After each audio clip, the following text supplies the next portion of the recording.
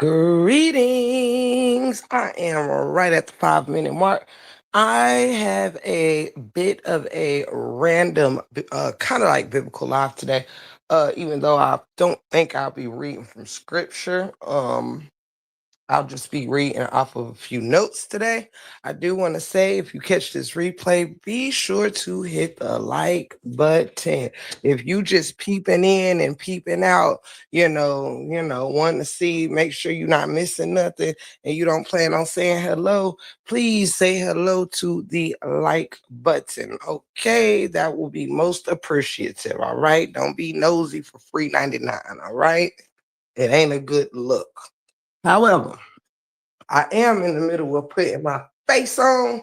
So if you hear a slight echo, I am in the bathroom trying to get some of this good lighting. 1 second. So as you will see, this live is titled Earth, the first trap house. And the reason why this live came to my mind to do, hold on, let me gather a few things real quick. The reason why this live came about for me to do is because I noticed that, a lot of people tend to need something or someone to constantly blame for all the wrongs. One thing that humans love to do is humans like credit for good, but as you know, when it comes to accountability on the state of the world, on the state of humanity, oftentimes you see people like to throw that responsibility to God. They a lot of times people don't give God the credit for good, but turn around and want to place blame on God for everything bad. So the reason why I call this the Earth, the first trap house, is because let me have a seat. Is because just like at a trap house is as you probably should, I ain't gonna say should, but probably know by now. A trap house is basically a building or a place where somebody makes their money. In slang terms, it's usually pointed towards, if you selling things that you ain't got no business selling. Excuse me. But however, on the broader sense, it's basically like the place you make your money, right? Like in that song where Nikki, explains that she's always in a trap. It doesn't mean that she's always in somewhere where illegal things are happening. It means that she's always focused on her money. She's always where she's making money, right? So I kind of looked at the earth as a original trap house because that's really what humans turned it into, right? It's a place that has nothing really, not a whole lot to do with by human standards, God. It has more so to do with business, making money, money, money, money, money, money, which is exactly why it's the root to all evil. Now, the reason why I thought of this is because due to the fact that people tend to like to blame God for absolutely everything under the sun, um things that happen under humans free will, there's something I wanted uh any listeners to imagine or put themselves in this mindset real quick. Hold on.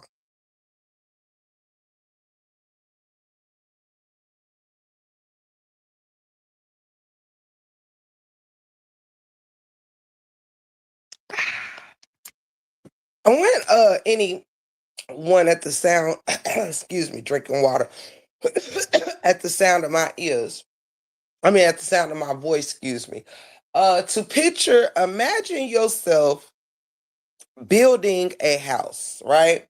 Imagine yourself building a house or a business, right? Any of the sort. And imagine you hiring or placing the responsibility on someone to take care of your property, your home, your land. Or suppose you had a business, and of course, and you have to hire employees to help run that business, right? So in a business, you have set rules. There you can't just go into your place of employment acting any kind of way. You can't go to your place of employment, doing whatever you want to do. You're hired to do a job, right? There's a business created for a purpose, right? Well, it's kind of the same thing as this beautiful world that we are in. It wasn't created based on the wants of humanity. It was never about the wants of humanity, right? So it's almost like humans being hired, right? Being created, aka hired, to take care of a land, take care of the world, this, that, and the third. And instead, they just decide to, you know what, we want to do what we want to do with this world. Instead of doing a job that you hired me for, I'm coming here to meet people so they can buy clothes that I'm selling out of my trunk. So they can, so I can network and utilize the company for my own intentions, not for what I am hired for, right? This is how I think about the earth. This is how I think about God. This is how I think about humanity. I think about humanity as in being hired for a job. That the humanity has a job to do. And instead of doing that job, humanity decides to do whatever humanity wants to do. And then when things start to go haywire, all right, when things start to go haywire, the people want to look to the boss man when they don't want to do their job, and the boss man is ready to fire you, right? The boss man is ready to fire you because you were hired for a job that you are not doing. Why is that? Why do people think that you should stay hired in a position that you're not executing? That is just weird business. So it goes the same with this earth that we are in. We're not we weren't created here to do what we want to do. We were given the option to, but honestly, it's just like with the job. Normally you are employed because you seek out this employment. It's something that you want to do, right? It's not that a boss is out here handpicking people saying, I need you to learn this job and want to do it and get paid for it. No, normally a person who needs employment seeks employment, right? Because you are selling yourself as someone who, or presenting yourself as someone who can execute this job and should be compensated for executing a job. Well, it's the same with here. Like if the boss tells you the rules and regulations, the consequences of not following those rules, so and so forth, and you decide to go against the grain and end up fired, how is it the boss's fault, or the person who's running the company's fault, that you're not doing your job? So it's strange to me how people like say, God is a unjust God because God is this, that, and the third, because he will wipe out instead of saving the humans and this, that, and the third, he will send floods to wipe out the lands. He will send this, he will do that, all of this, that, and the third, right? I find it quite interesting because people do not understand that if you are created to do something, right? You're created for a purpose and you're not fulfilling that purpose. What good are you to my company? What good are you to the world that I have built? What good are you to the planet? This is the same thing with God. If God creates something that's not fulfilling his purpose, why should it matter if you're here or not? Is it about the people, or is it about the world? Is it about what people were created to do in the world, right? It's interesting to me. Humans really want to corrupt this beautiful earth. It's funny that you have probably more buildings of business than you have of homes, right? Than you have of homes. People are homeless, but it is plenty of space for businesses to make money. Point blank and period. There is barely enough land to till as God required, asked, and requested of us. It is barely any land to till. It's barely any space for the animals to really roam, because man has created it to be a place to only make money, where money reigns supreme. You dig? So, with that being said, I just feel like people need to stop thinking that God has to keep humanity here safe and sound, when humanity is not keeping the creator's creations safe and sound. It is like you got one job to do, don't want to do it, and then blame the world for everything. Blame God for everything. That's not the way it works. You go to work, don't do your job, you get fired. The boss doesn't have to care about what's next for your life. Don't have to care at all. So if we start thinking about these things, how there is consequences. No one said you can't do what you want.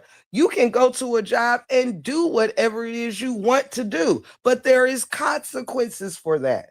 There is consequences for going to work and not doing your job, being hired for something and not executing what it is that you are trying to execute, that you are hired to execute. That goes for humans. Humans was not put here to, hey, I just do whatever it is that you will, do what you want. You know, that's not what it is. But humans want to be be here, but then not do the things that you were put here to do. It's all about self. It's about self. It's about self. People think that just because they exist, that they're here. Hey, little Mo, how you doing, love? Good to see you. And welcome in. You're the first in this stream. You know, I'm all over the place in the algorithm, but guess what? We keep pushing. Let's go. Welcome and thank you. Please hit the like button. Shout out to you. Now, you have to understand, God does not have to keep a creation that is not serving his purpose, right? That's like if you invent something but it's not working. Well, you either probably discard it, start over again, start over again. Maybe you take that object or that thing and you make some tweaks to it, this, that, and the third. But what is the point of leaving something as is that's just not serving the purpose? That's weird business that people think that way. People have literally conditioned themselves to think that being here is all about us. It's not. It's about what we're supposed to, why we are here. Humans do not know, like humans, there's not a human out here who created humans that can tell a human why they're here, right?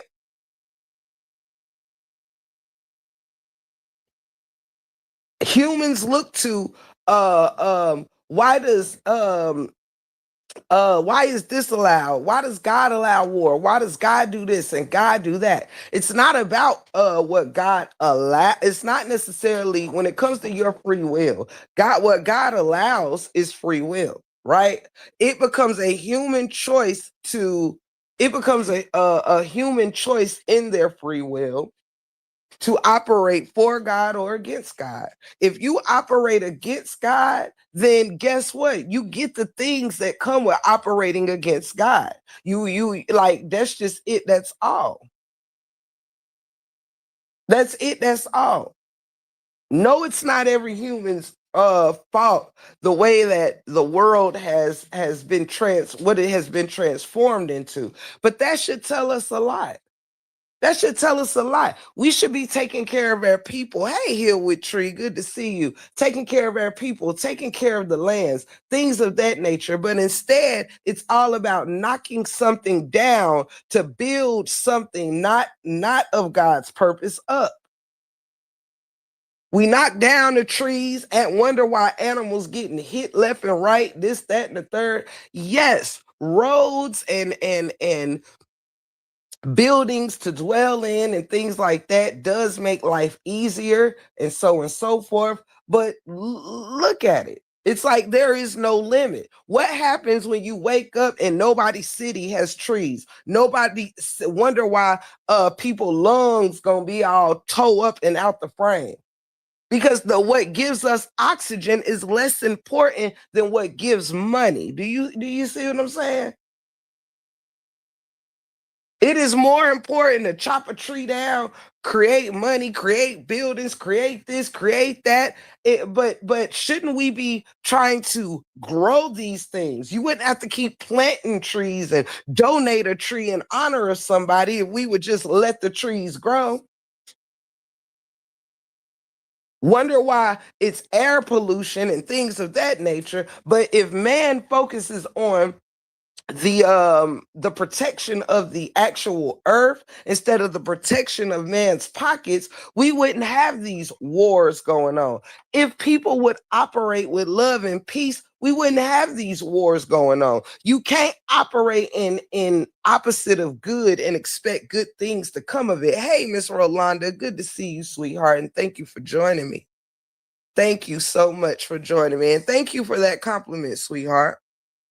Shout out to you. Let me sip a little more water.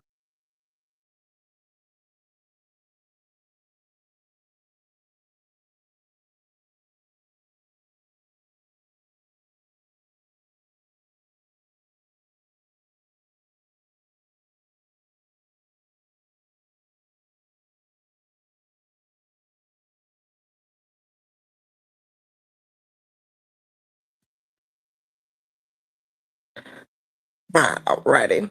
So if we know these things that we're created with purpose, again, if you create something with purpose, and it becomes of no use to your purpose, why do you care?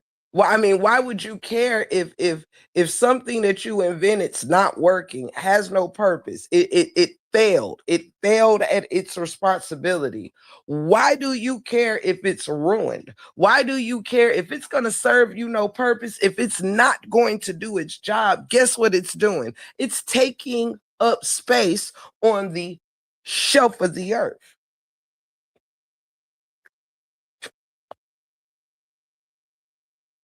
An invention can't just sit here and say, you know what? I would like to exist, but I'm not going to do what it is that you want me to do, but I want to exist for my own reasons, you know? I want to exist for my own reasons. It's just like a knife saying, I don't want to help cut food and cut, things to help sustain. I want to be used to take people out. You know what I'm saying? It's like, dude, why would you not want to destroy something that wants to exist to bring harm to something you created, huh? Since when did humans become so entitled? They look at the world like it belongs to them. It belongs to the most high. We're just borrowers of this beautiful planet. So I think people would blame God for a lot less things when man takes accountability for what man has decided to avoid, the responsibility that man wants to serve man, not God. All right, man wants to serve man, not God. Right? People worry more about their bosses at their job. Their people's bosses at their job has more control over their life than God does, and that's just on the set. You know. And if you really want to look at things in a different way, you could look at Jesus as like basically like that of a almost like a manager at a job who feels that instead of destroying, or shall I say, if this was all like a workplace, right? God as the boss, Jesus as the manager, so and so forth, right? Well, picture Jesus being a manager that perhaps feel that you could be tweaked instead of destroyed. All right. Look at Jesus as a figure who's working alongside God, right? God's the boss, Jesus the manager, and the manager like, look. Instead of firing all the employees, maybe we can tweak them. Maybe we can send them through some training. Maybe we can give them some help. Maybe we can put them on a probationary situation, right? Maybe we can, do something to not have to, search for others. Maybe if we can just kind of mold what we have, if we can just reframe, regroup, redirect what we have, we won't have to do so. We won't have to start over. You know what I'm saying?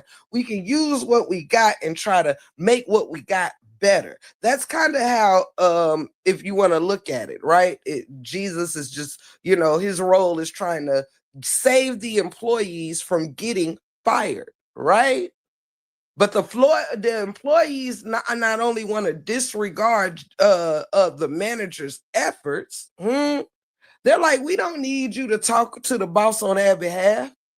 We don't need you to talk to the boss on their behalf. Hmm? We're not going to do our job, and we also don't need you to speak on their behalf. Okay. But the manager do it anyway because the manager had high hopes, high hopes, high hopes. They felt that the manager said, God, did his big one, creating this place, creating you, this, that, and the third. Let's not throw it all away. Hey, Miss Michaela, good to see you. Let's not throw it all away. But yet and all, here we are, hundreds and hundreds and hundreds and hundreds and hundreds and hundreds of years later. Hundreds of years later.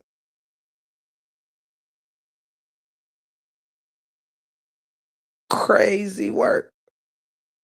Crazy work. Sometimes the boss gets fed up and says, listen, I'm sorry this thing ain't work out. Maybe you'll get a little incentive. Maybe you get nothing because you brought nothing to the table.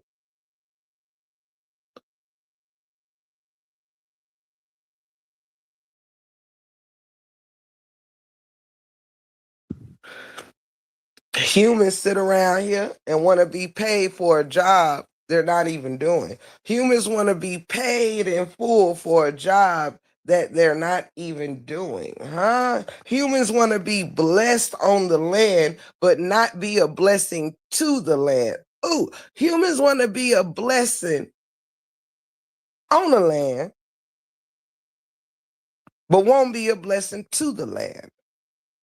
Ain't that just nothing? Sound like a selfish act to me, not a selfless one. That's just what it sounds like to me. And for that, which is why I call this the first trap house. Earth, the first trap house. Man had one job to do. One job to do. The main things that were supposed to be loved, taken care of, and protected are the things that what man do? Eat what man wants to eat, not multiplying the animals and things of that nature. Oh, we can go deeper. Go back to the word and figure out why God said to multiply. I don't think God said anything about you multiplying, you reproduce. See, when everything humans do, it becomes about them and not about God. Everything humans start to do, and I don't mean I'm meaning in the majority sense of the word, right? In the mass sense of the word. Everything that God gives, everything just everything, humans make it about them. There is nothing. You're supposed to be raising children to follow in your footsteps, which are ordered by God. All right. To follow in your footsteps, which should be ordered by God. Meaning, if you are doing your part as God, as the creator told his creations to do, then that means everything that comes of you, you bring up in the same way.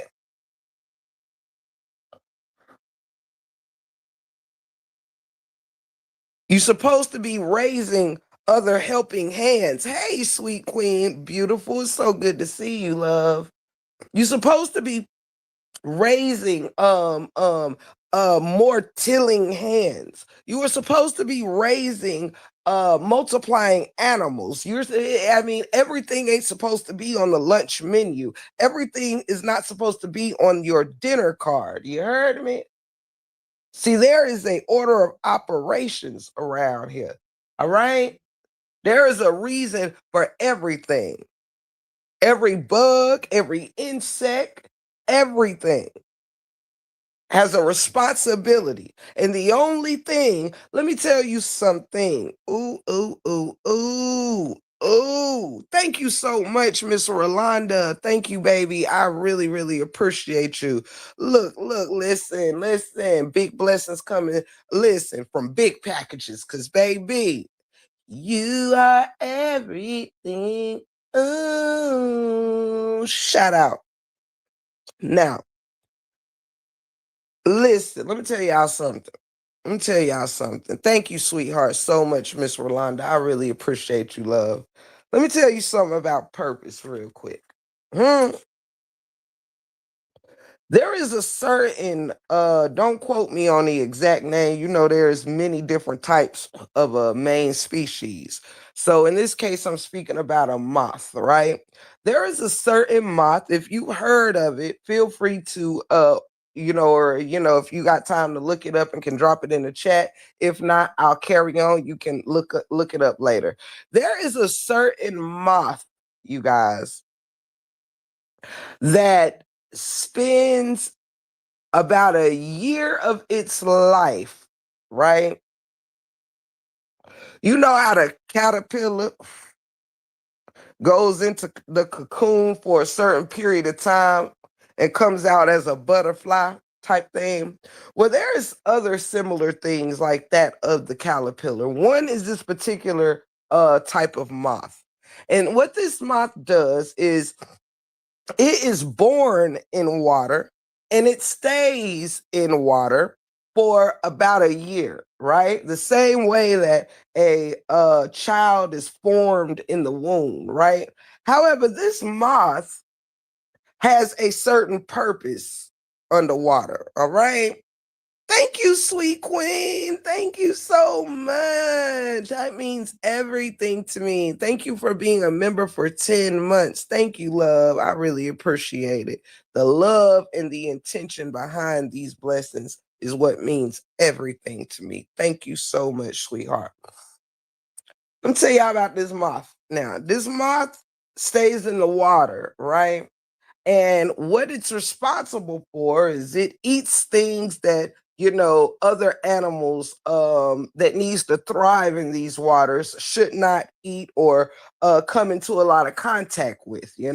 So they eat certain bio this or that or the third of the water. You know what I'm saying? Don't let me misquote with terminology here, but you get the gist, right? They eat certain algae or certain whatever, right? That other plants, other animals, don't need to eat, right? But check this out. These particular moths stay underwater for what could be upwards for a year. After they do their job in the water, after they do their job and complete their task, they then grow wings and emerge from the water. Hey, Lolo, I missed you, sugar. I hope you having a wonderful, wonderful day at work. Thank you so much for stopping by, my beautiful love. Hold on 1 second, y'all.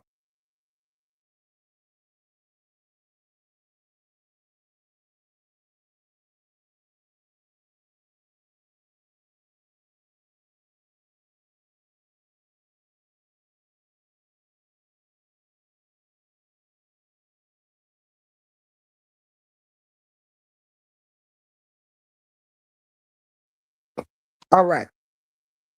This moth stays underwater doing its job, right? Its purpose, right? It has a purpose in the water and it has a purpose out of the water. The funny thing is that this particular moth, it grows wings and flies out of the water after being submerged for upwards of a year.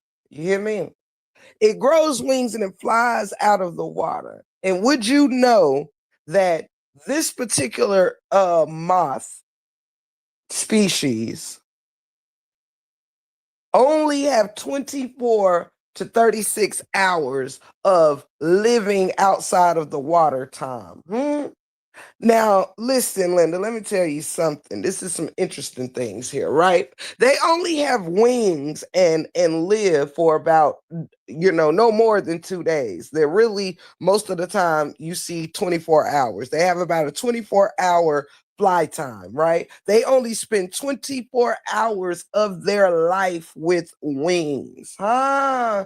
Come on now. I gave you the purpose of why they're submerged in water for a year. They have a job to do in that water.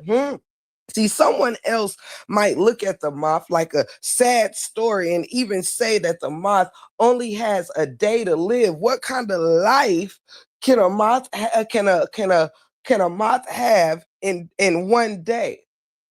But see, you didn't see the moth until the moth submerged from the water. You only saw the moth's life in a different stage, which was with wings when it comes out of the water, when it's flying around, huh? But take notice that this moth had a lot more life it was living in its other purpose, right? Its purpose submerged in the water to help clean out the water and this, that, and the third. And then it transformed into a insect with wings, right? An insect with wings. Well, you may ask yourself, what is the purpose of having wings for a day? Well, I'll tell you what is the purpose of having wings for the day for the moth. See, the moth only gets wings for one purpose. The purpose of a moth getting wings and coming out of the water is to solely to mate with another moth. All right. See, the funny thing, interesting thing that happens is whether it's a male moth or a female moth, they only have wings for one sole purpose. All right. That male moth sole purpose is to impregnate the female moth. Once the male moth has impregnated the female moth, it goes off, it flies away out of the area and goes to pass on, right? Ooh, this is so interesting. It flies off away from it doesn't wait for no eggs to be, it doesn't do none of that. Once it impregnates the female moth, it flies off to go have a peaceful death alone. The female moth carries these eggs, and when it's time, all right, when her pouch is fully filled, right? Don't I think this is over the course of the day or so? Because I believe male or female only lives for about 24 to 36 hours. I venture to guess the female might live a little longer because it has a longer job to do, right? So it might, as far as I think the female lives 36 hours and the male about 24, right? However, this female, once her pouch is full, right, she goes and lays eggs on top of the water, all right? And these eggs fall into the water and do what they need to do, all right? Form how they need to form, so and so forth. Once the female lays eggs, she then flies away from the water, leaves the eggs, and she goes off to die, right? They know what they should be doing. They know their purpose, huh? Why is it that every other species under God's law? See, this is how you should also know that God is real, because when you look to find God's true works, I mean true order, Don't look to human. Look at everything else. Look at the animals. All right. When you want to know about God's divine order and purpose, look to the animals and the insects and the species, right? They are not worried about their purpose. Do you know why the moths need to lay these eggs and go off and die? Because the purpose is about reproduction to continue doing what God needs the moth to do. The God needs this moth to go and clean the waters for the other species. You hear me? See, it's about purpose. It was never about the moth complaining, why do I only get 24 hours to fly around? Why do I only get these wings for 24 hours? Why do the other animals or the other insects get to have wings for 6 weeks? Why does even the butterfly lives a few weeks? Why do every other insect get their wings for however long? They're not worried about that, because what this divine universe knows is its purpose. The earth knows its purpose. The animal knows its purpose. They're not worried about what the purpose is supposed to look like to the other species. Do you hear me? They are concerned with serving their purpose. The moth doesn't stop and try to live a little longer just because it's air in the moth's lungs. Do you hear me? Hey, all alone, come through, come through, come through. And good morning, almost afternoon, depending on where y'all are, to each and every one of y'all. You know I love y'all the long way. You dig? Let me tell you though, I'm gonna tell it on the map. I'm gonna tell it on the mount. This moth, 24 hours to have wings, knows what the purpose of those wings are for. It means its job is done in the water, and now it has one more purpose to fulfill with these wings. When they get these wings and are able to come out the water, they know it's one more job that needs to be done. You hear me? Why is it that humans are the one species that do not follow the ordained order? That do not follow the plan that is set, and then wonder why it's got to be confusing to the animals. It got to be confusing. Some of these animals can't live because of humans. Come through. Y'all not ready. Listen, Linda, I said what I said. God wrote a list out. And listen, Linda, he said, reproduce. He didn't say so to reproduce because what you need your kids to do for you. He wanted you to reproduce so you can teach your kids to do his will, not your will, his will, not your will, his will, not your will, his will. Come through with the come through. Hmm?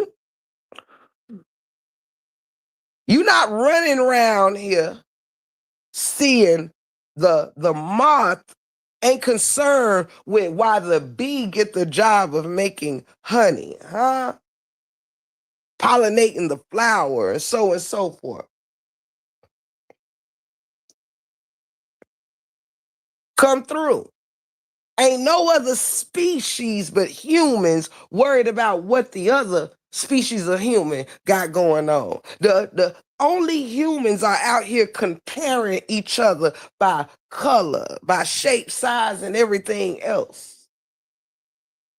The ants, look to the ants. When you want to know if there was a order of operations that God had set, look at every other species.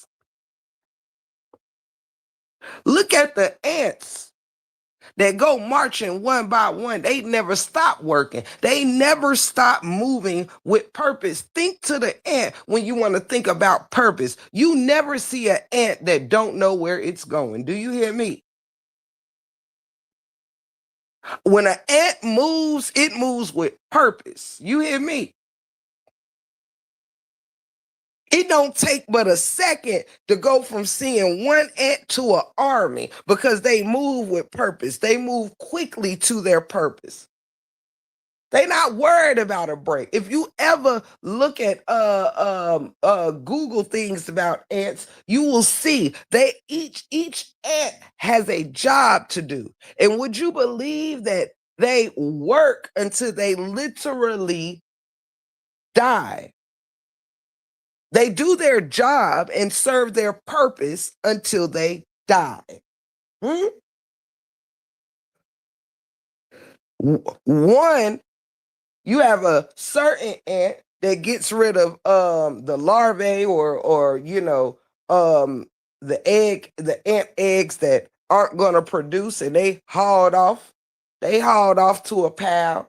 Any ants that die in transition hauled off with a pal. Into the pal. If an ant passes out and dies in the middle of carrying their load, whether it's a crumb, whether it's whatever it is, whether it's a piece of dirt to another area, another ant takes that takes that load and continues marching on, while another ant will step out of line and carry that other ant to the discarded pile. There's no room for emotions when it comes to they're not moving in emotions when it comes to their particular purpose. They got work to do. That's why a lot of people, that's why the ant is referred to as one of the strongest things with life in it, because they carry like 50, they can carry 50 times their body weight. I once seen a red ant carrying a leaf that had to be 100 times bigger than it. They're strong. They're resilient. They work together for their purpose, unlike humans. Humans are too busy trying to outdo each other's kingdoms and out this, that, and the third. Ain't nobody working together. Therefore, things are not getting done in an ordained way, in an ordered way.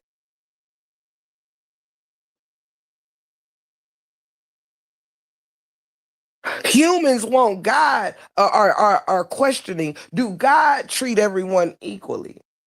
Well, do you? Do you?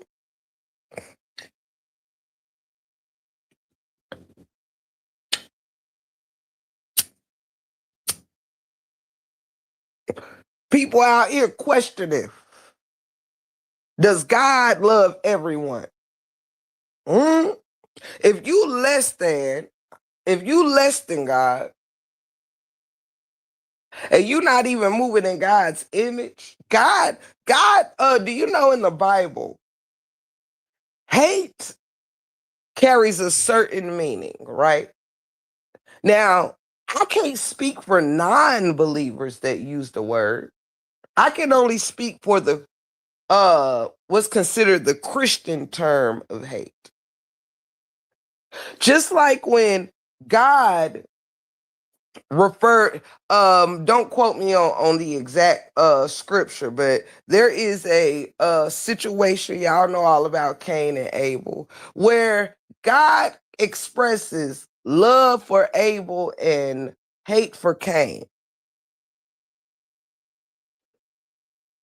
But what it means is when you are comparing two things. Loving just means preference. And hate means to prefer less. That you prefer something less.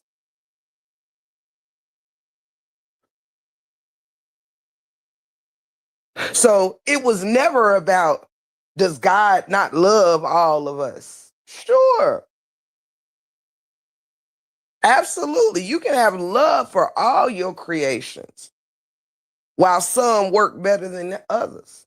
You might get, if you create two inventions, one keep having malfunctions and one is working well. Well, I appreciate the efforts in my efforts in both inventions, but it can be frustrating when you spend time creating something that doesn't serve the purpose you created it for.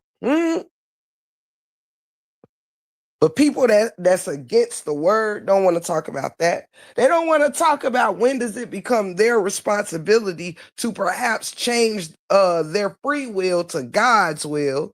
And maybe if that's the way that the world was operating on, not just a little bit in this region, a little bit in that region, it's a whole lot of regions claiming God's word. But if all these regions claiming God's word was moving in God's word, would we be having war, or would it be a world where peace is what is pushed out there? People are questioning if we have a God of peace or a God of war. How can you complain about if God is a entity of war if you're an entity of war? Huh? First, you got to check and see, like, well, goodness, I think if I'm the creator, I can be whatever I want to be. I think if I'm the beginning and the end, I can be whatever I want to be. But if I created you, it's not for you to be created by me and serve your own purpose. I created you to serve mine. Come through, sweet queen. Hey, Angel. Good to see you, sweetie. Good morning, good morning, good morning. And if you are around when I get off live, if you free, call me. If not, call me whenever you are. Hold on one second.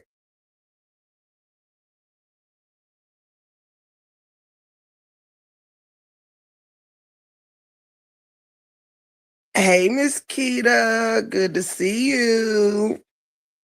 Good to see you, sweetie pie. Let's see here.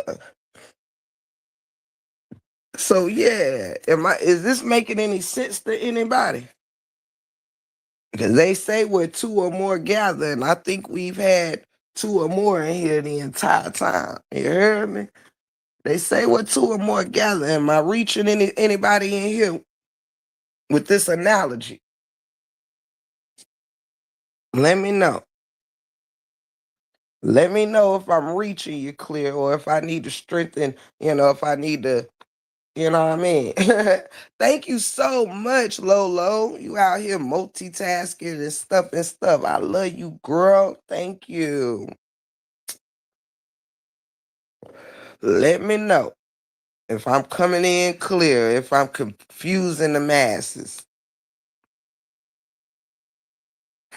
Because I want my teachings to resonate with knowing that there are many different students like myself, and we all gather information differently. And I want to make sure you can connect with what I'm up here talking about. What I'm up here talking about. Let me know. Okay, Lorraine says yes, boo. Okay, okay. All right. All right, all right, all right. I'm coming through the Lolo. I'm coming through the Lolo. We let's see if we got one more. Let's see if we got one more. Am I coming in clear to one more? Two or more gather.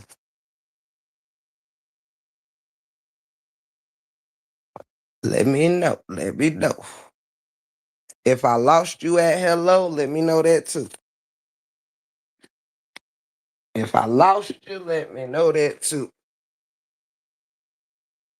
Okay, okay, Michelle. Shout out to you. Michelle says she keeping up with the program. Shout out, shout out, shout out. Tinker said she said yes, loud and clear. Okay, okay. Hey, Tink Tink, love you. How you doing, sugar? Okay, okay. All right. That's all I need right there. That's all I need. Anything more than that is a plus. You hear me? Now let me sip this water.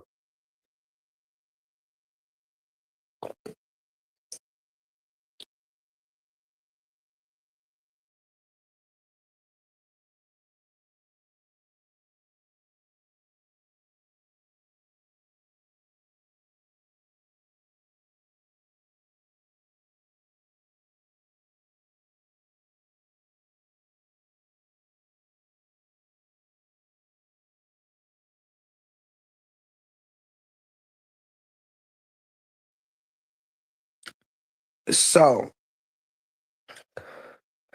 the second parts of this teaching, the second part of this breakdown, because again, I named this live. I usually name my lives based off of what the bulk of it will be. So this is why it's Earth the First Trap House, to show people how, when you look at this thing. Listen, Linda, it's really dope. It's really deep, and it lets us know, like, how do humans are supposed to have the highest knowledge, of these species, right? And it's almost like every other species can get it together, right? People will say, you as dumb as this, or you as dumb as that, or you as this, that, and the third, but and refer to something or someone like as a dumb animal or this, that, and the third, or whatever, right? However, it seems to me every species get it but humans. Every species get it but humans. Who did the species get their order from? Hmm? Who told the bee to make honey? Hmm? Why is it that our brains are clearly bigger than a lot? We have more knowledge and retain more knowledge than most any animal, of course, out there. But why is it we're the only species that can't comprehend order? Huh? Why are we the only species that move onto our own purpose? I find that so interesting. Every other species knows what it's supposed to do. Purpose, purpose, purpose, purpose, purpose. Do you think the moth just woke up and said, I would like to be the I volunteered to be the insect that only has wings for 24 hours. I volunteer that. I volunteered. Mm, they were created with a purpose. Everything. We sit here and we will unalive God's creations, but then ask, why is God letting us unalive each other? Oh, don't nobody want to talk to me. Listen, Linda, how do you sit here? You kill a fly because it's in your way, but wonder why maybe you and your lack of purpose is in God's way. Huh? I can answer some questions for you. All you got to do is be willing to listen to the answer. That's it. That's all. See, the listen, the answer ain't the problem. It's the denial. You ask for answers and you're not ready. Ooh, sounds personal. Sounds personal. Oh, you just want to swat flies. You just want to hunt the deer. You want to snatch the rabbit out the field and then say, oh God, why are you wiping us out with floods? Huh? You want to, what? You said what now? You want to go hunting today. You want to hunt down God's creatures and then wonder why he let the humans hunt down each other. Oh, okay. That makes sense. I understand. Go ahead. You want to trap animals and put them in a confined place for your own entertainment. Let the whale stay in a small pool and wonder why the whale starts getting angry and wanting to attack the handlers and the trainers and things of that nature. Oh, why would God make a creature that wants to? Why would you bother God's creatures? Hmm?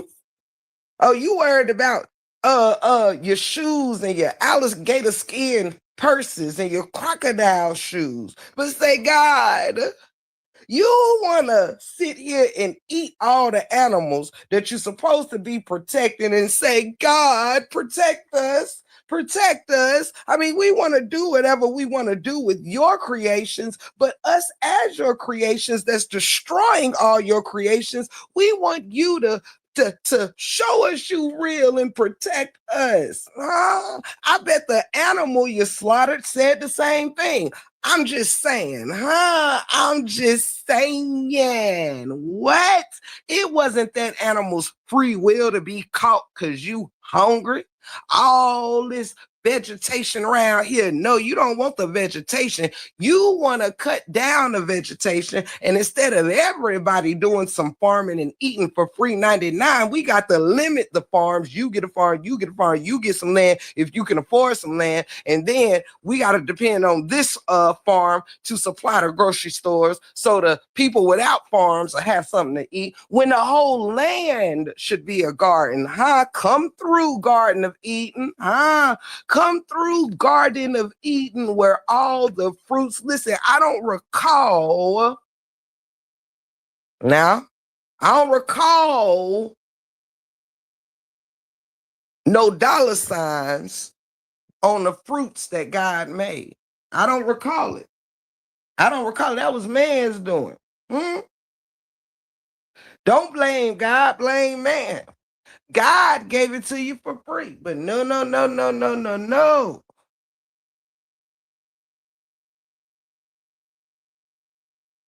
It ain't God destroying the world. It's man destroying this beautiful world with pollutions, with all these things that ruins the earth, but make man's life better. Drill all in the earth, just out here drilling away. Drill, dig, dig. Huh? Wanna get all the gems and diamonds and pull up everything, give it to one family for what?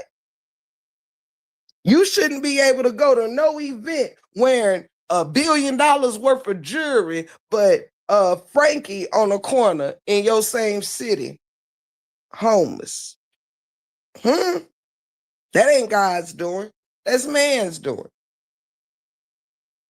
Man wanted to have rankings and hierarchies, huh? Instead of man just working together, treating each other equally. Nah, people gotta own things over a different man. We got to break off pieces of the good earth God provided for all of us. Because guess what? The reason why there had to be, well, unfortunately, now leaders and things like that was supposed to keep order. Instead, what do a lot do? Put a lot of their nations in harm's way to feed their own greed. All these wars and everything that goes on is about money. It's about money. It wouldn't be no religious wars if man wouldn't be trying to create things of division, create religions of division. If everybody would recognize that it's one true living God who made it all, who did it all, right? And understand that these different names are just different names and should be everyone blessing the praising the same God in their own language. Not you get a God, you get a God, you get a God. This is how it became over the years and years and years and years. Absolutely. Absolutely, tink tink. And holds no value at all. So when we look to the problems of our nation, don't sit around and think that, God gave us free will, but why wouldn't he stop this, stop that? First of all, God can do what he wants. That's just like, let me tell you another example. Let me tell you a quick example of free will. Let's talk about it. Because, see, I don't want people to get caught up in characters, names, and things. I want you to get deep down and caught up in the message. You heard me? It's just like if you are a person in need and say that you have a bill or something. You got a $200 bill, right? And you got to go to somebody and borrow $200, right? Now you have the free will to handle your responsibility that keeps your life and longevity going, or you can go blow that money gambling or on drugs or on shopping, this, that, and the third, right? And say you got free will. You were provided the blessing that you needed, the answer that you needed, but your free will was to say, you know what? If I can get this from this person, I'm gonna just go ahead and do what I want with it. And I feel like if that person will help me out, somebody else will. So I'm just gonna go out tonight with my girls, or I'm gonna go get that outfit I really, really want, and I'm gonna just, you know, ask somebody else to, help me with that bill, da da da da. But then when you can't find nobody else, huh? Then it's God, why won't you help me? God, well, I thought you were a provider. Well, God did provide, but you chose your will, right? You chose what you wanted. Excuse me, let me say, you chose what you wanted to do instead of what you needed to do. And then go to God like, how can you let my lights be off? I thought you was a provider. Free will. God gaveth and you spendeth. God gaveth and you spendeth. This is how humans do God. They get the blessing, either miss the blessing because they too busy doing the devil's works, and then say God didn't move, God didn't answer. Well, first things first, who is you calling on? And I'm gonna get to that too. You hear me? I'm gonna get to that too, because I'm trying to not have to hold y'all long. I've been here an hour, but I think it's been a powerful hour. You hear me? It's been a blessed and powerful hour. You hear me? But let me say this to you too. If people stop looking at everything like the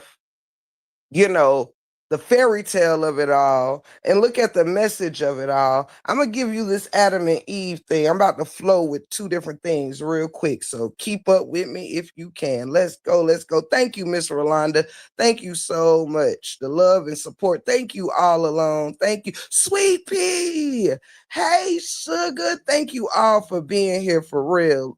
Thank you, Sweet Pea. I love you and miss you. Whoa. Oh my God, you slipped by me while I was reading my notes. I love you, sugar. And thank you, Miss Rolanda, and All Alone, and Tinkers, and Lolo. Thank you, Lolo, for holding this live down as my only moderator in here. Shout out to you. Holding me down and you're working. I love it. Now let me dip into this, because as I told y'all, this live has the title, but I would be covering a couple of things, and I'm not going to keep you guys long. Though the time here is, I really feel blessed by the message, and I'm giving the message, and I feel blessed by the message. You hear me? Exactly.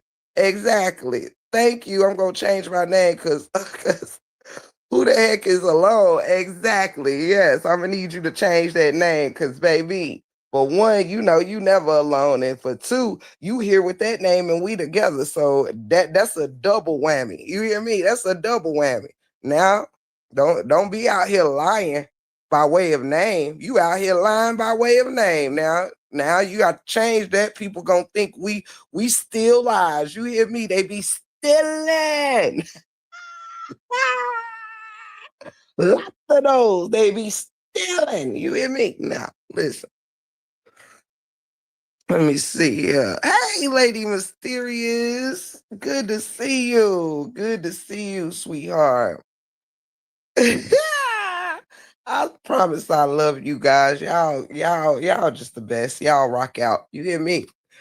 Listen, when you can have not even get above, you listen, I don't think we had over 15 people in here. When I tell you, I feel blessed in this moment. Listen, Linda, listen.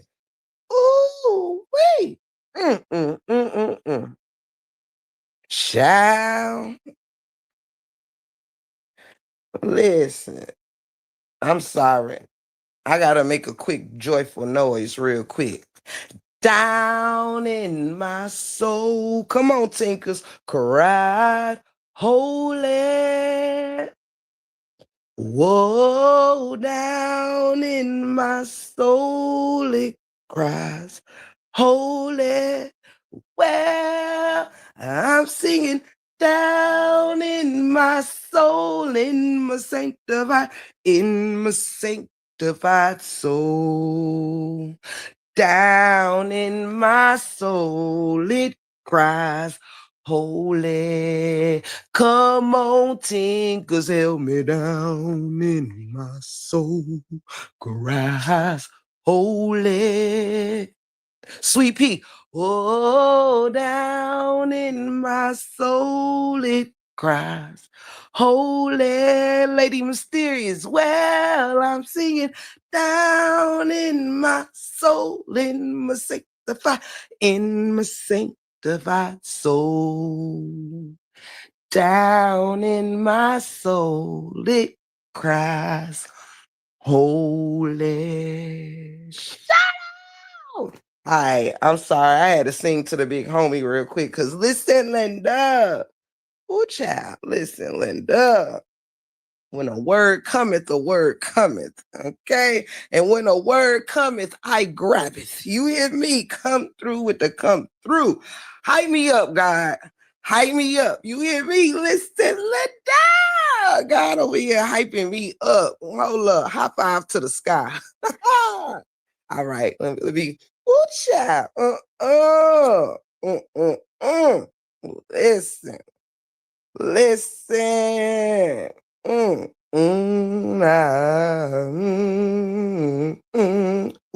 ooh, listen. We had a few lingering devils in here. All you got to do is make a joyful noise to the Lord and make the devil flee. You hear me? Every number ain't God's number. You hear me? Shut up. Let's go. Let's get back into it. Now, if we stop worrying so hard about the characters, right? And focus on, I'm going to tell you this. Yes, you can all alone. I already know I can't sing if that's what you was going to tell me. No, I'm just...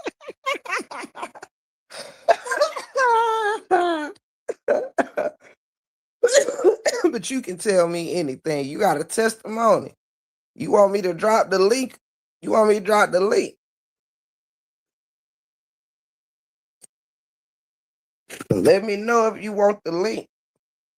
No pressure, but it's yours for the taking. You hear me?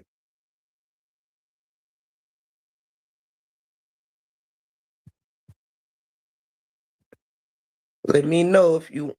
Okay. All right, baby. Write that testimony down. I'll be happy to read it. Let's see. I'm all for a testimony. Ooh, yes, I am. Yes, I am. Cause I feel like anybody listening to the sound of my voice right now got one. You hear me? I feel like you can't even be amongst me right now and not have a testimony in your pocket. You heard me? You ain't got to tell me. Everybody here ain't got to tell me. But I know if you pull up around here, you a person with a testimony. You a person that needs something that can't listen, Linda. You need something from some what other people can find to be unreachable things and from unreachable places. But listen, Linda, ain't nothing too high up to reach for the one who's already the highest up. You heard me? The most high. Ain't nothing unreachable for the most high. I've been reading Psalms 102, verse 1 through 4. Let's see. And our power was out for 4 days. I was praying and praying due to the storm. The lights came on the fourth day. The devil was mad. Ooh, wee. You hear me? You better come through. You better come through. Listen. You want to know why? And I'm so glad that you shared that testimony, because you know what makes that just so much, what gives so much sense to that. Hey, Melly Mel, I love you. Good to see you, baby. Good to see you. Welcome. Yes, Lady Mysterious. Woo, listen. Let me tell you something. My husband sat our baby swing to the side of the living room and something kicked it real hard by itself. Whoa. My husband sat our baby swing to the side of the living room and something kicked it real hard by itself. Was the baby in the swing?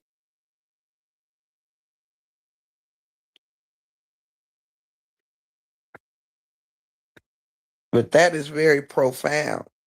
That's very profound. You want to know what? You want to know, when I came into the living room, it stopped. I bind it. It opened my door. It left. I bind it, opened my door, and it left. Ooh, ooh, girl, girl, give me chills. Why don't you? Give me chills. You know what this is just by matter of my opinion. Devil was mad. Psalms 102, 1 through 4. Come through, come through. Matter of fact, if we could, be, before I let me pause real quick and go to this. Let me pause real quick. When the scriptures drop with a testimony, we're gonna read this. We're gonna read this 102, 1 through 4. Okay. Let's see what we got.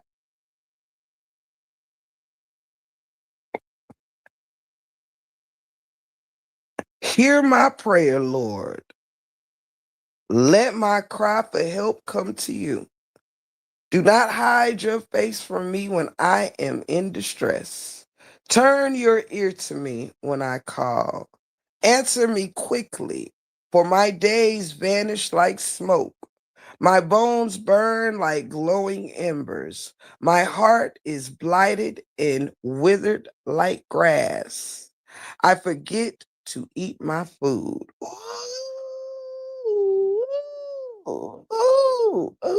Ooh. This says that this key theme scripture is a desperate plea. The writer asks God to listen fast and not look away during hard times. Ooh-wee. The deep physical pain. Life feels short like smoke, and the body feels hot and weak like burning wood. Ooh, a heavy heart. Deep sadness makes the person weak like dry grass, causing them to forget to eat.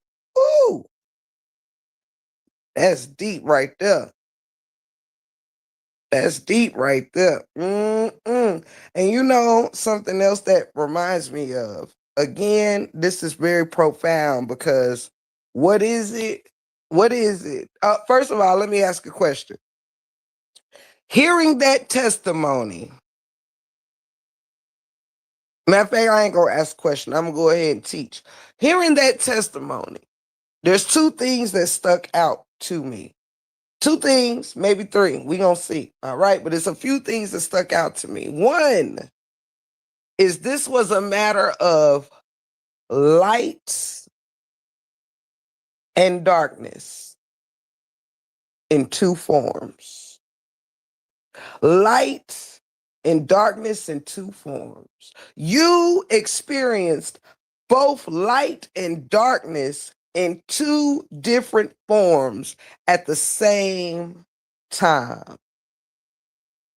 This is interesting. Where you lost power of light in your home.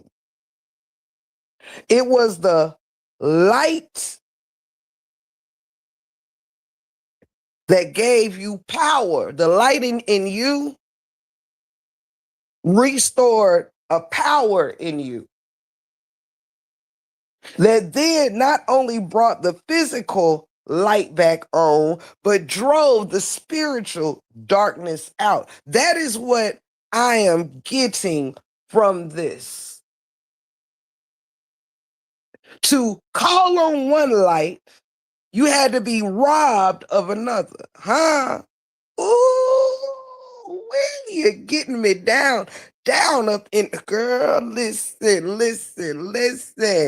Not you put in physical darkness to have to rely on God's light within you to not only come out of a physical darkness, but also drive a spiritual darkness out.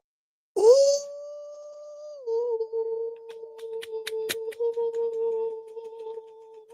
When you was physically put in the darkness,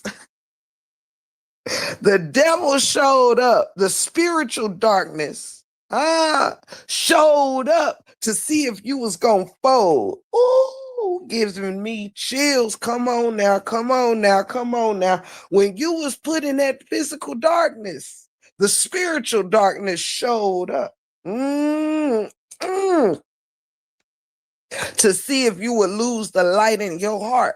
See, that spiritual darkness wanted to hear you say, why me? Woe is me. Oh, the spiritual darkness was waiting to hear you start calling out woes, and you tricked them. Not you out here tricking the devil. Ooh. Not the spiritual darkness showed up to check your spiritual temperature, expected you to want to curse like how Job was tested. See, you got to love the Bible. Oh my goodness. Listen, Linda, not you was tested like Job was tested, not you was put in the dark and listen, the ruler of darkness showed up to see if you was gonna fold. Did you trick the trickster? Did you out trick the trickster? Did he show up to hear you cry and mock and curse God? Is that what he showed up to hear? And instead, you turned to the true light. You turned to the light that cannot be dimmed out. Oh, I bet that made that spiritual darkness mad. Oh, you outdid. Oh, girl, watch out there now, girl. Listen, Linda. Listen, that was a listen, Linda. See, it's power in testimony. You had a testimony for sure, because you were tested in the dark. You was tested in the dark, baby. Listen, you got tested in the dark. Oh, child. Now that I'm glad you shared that testimony, because baby, you just hit it for me. You just hit it for me. You hear me?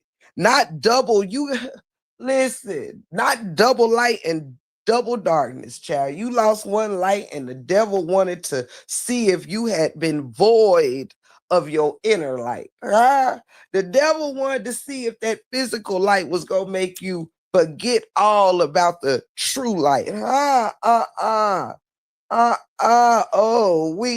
would listen. If I was that ugly beast, I'd be trying to kick something too, listen, and for it to kick something, for something to move without being touched in the physical, lets you know right there it was an angry move. Couldn't even leave without showing you how angry it was. Ain't it so? Look at some people around. Listen, Linda, they can't hold a anger in the light. You see how some people can say the words, they're unbothered and okay, and then when the camera cut on, they can't even look okay. They don't sound okay. That listen, they can't hide that they bothered. That ooh. It reminds me of some of his people. You hear me? Can't hide when they bothered, when they angry. Ruler of anger, huh? Had to kick something. Oh, when you, oh wow, the anger got worsened. You mean to tell me that entity became so angry it had to physically show itself, huh? Y'all know how I go. You know the devil can't hold water. We are receiving a 70K check. You better come through. You better come through. You better pass some tests. You better receive. Reminds me of a little something else too.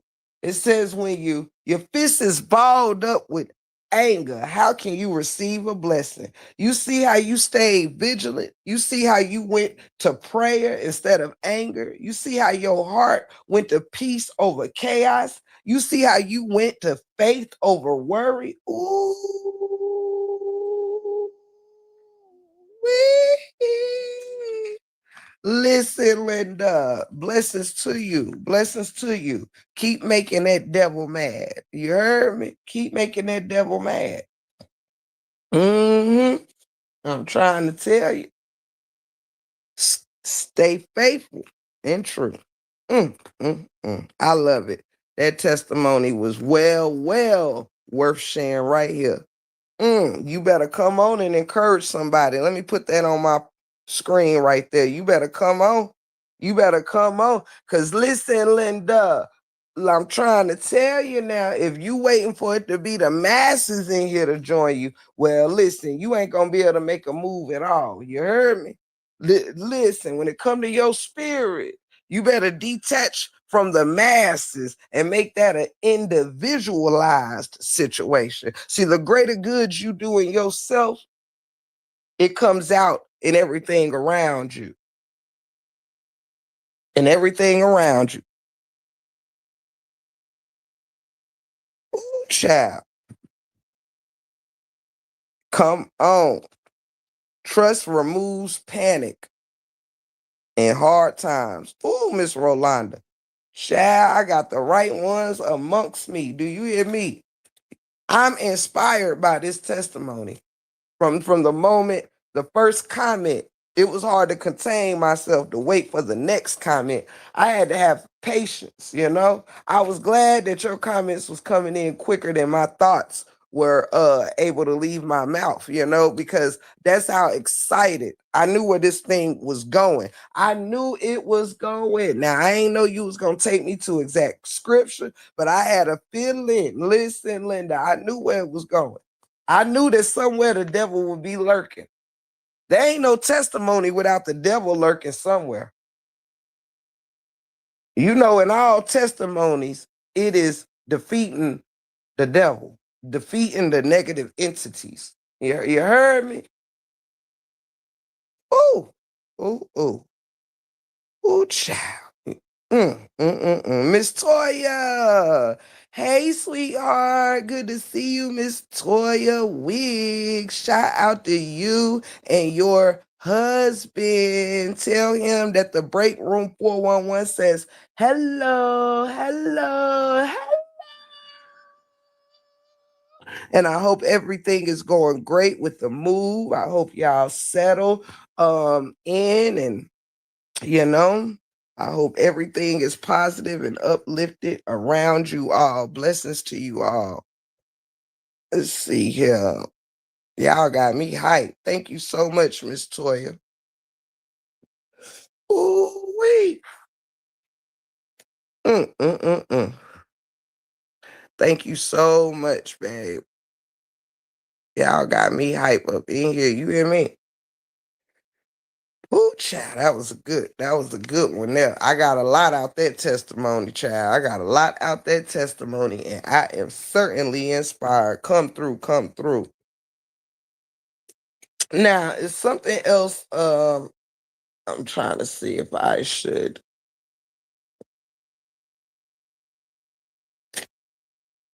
Say you didn't see the second testimony. Due to wedding matters. Uh, well, listen, my ears will is certainly open anytime any of y'all have a testimony for me. Okay, anytime you have a testimony for me, because I need everyone to know this is real. Listen, Linda, hey, listen. My heart feels what you're saying. My heart feels. Listen. Now you done moved me in this moment. You done moved me. You hear me? You done shaken and rattled my spirit in the best way. You hear me? Oh, hold up. Let me go up. Hold up. Did I miss something? Asked you to read her testimony. Okay, hold up. I'm sorry. Thank you, sweet pea. Hold on. Thank you, beautiful male. Thank you so much. Yes, anytime y'all see that I missed something, thank you so much for making sure that I don't. Thank you so much. Ooh, okay, I got it. I got it. Thank you so much for redirecting me. Sweet Pea says, I have a testimony.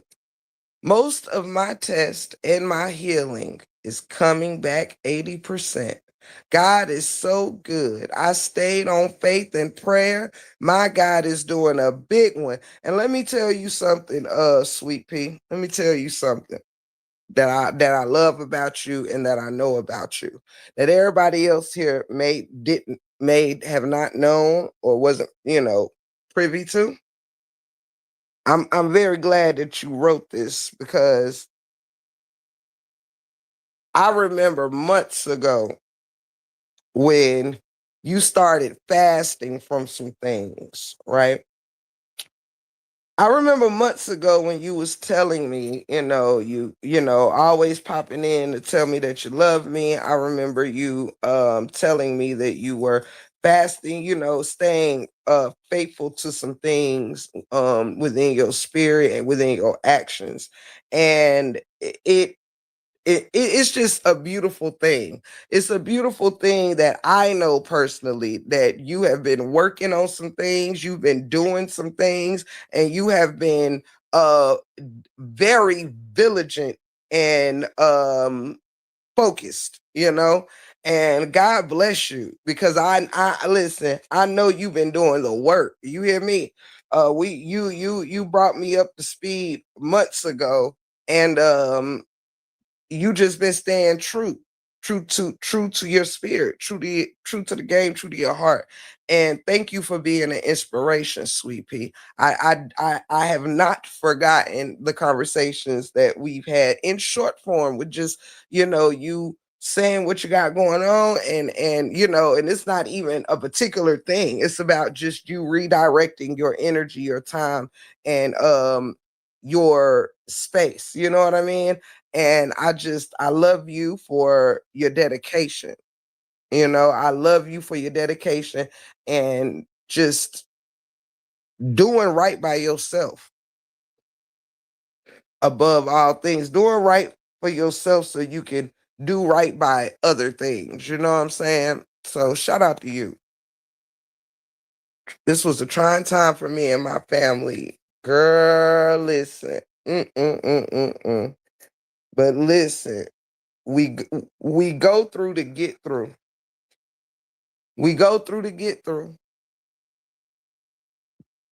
the blessing or lesson, and sometimes the blessing is the lesson. Sometimes. Sometimes you get a lesson and a blessing. Sometimes you get one or the other. But if you anything like me, I think all both of those things are both blessings. Lessons blessings are also lessons.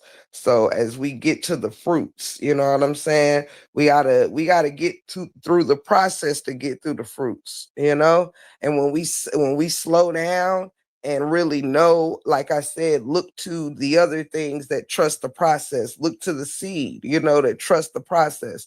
We too have to trust the process. Like if we really stop being superficial and you know, looking to see everything is wrong and start turning towards what is right, looking towards the process, why should we be above the process? And that's why blessings is coming through trusting the process.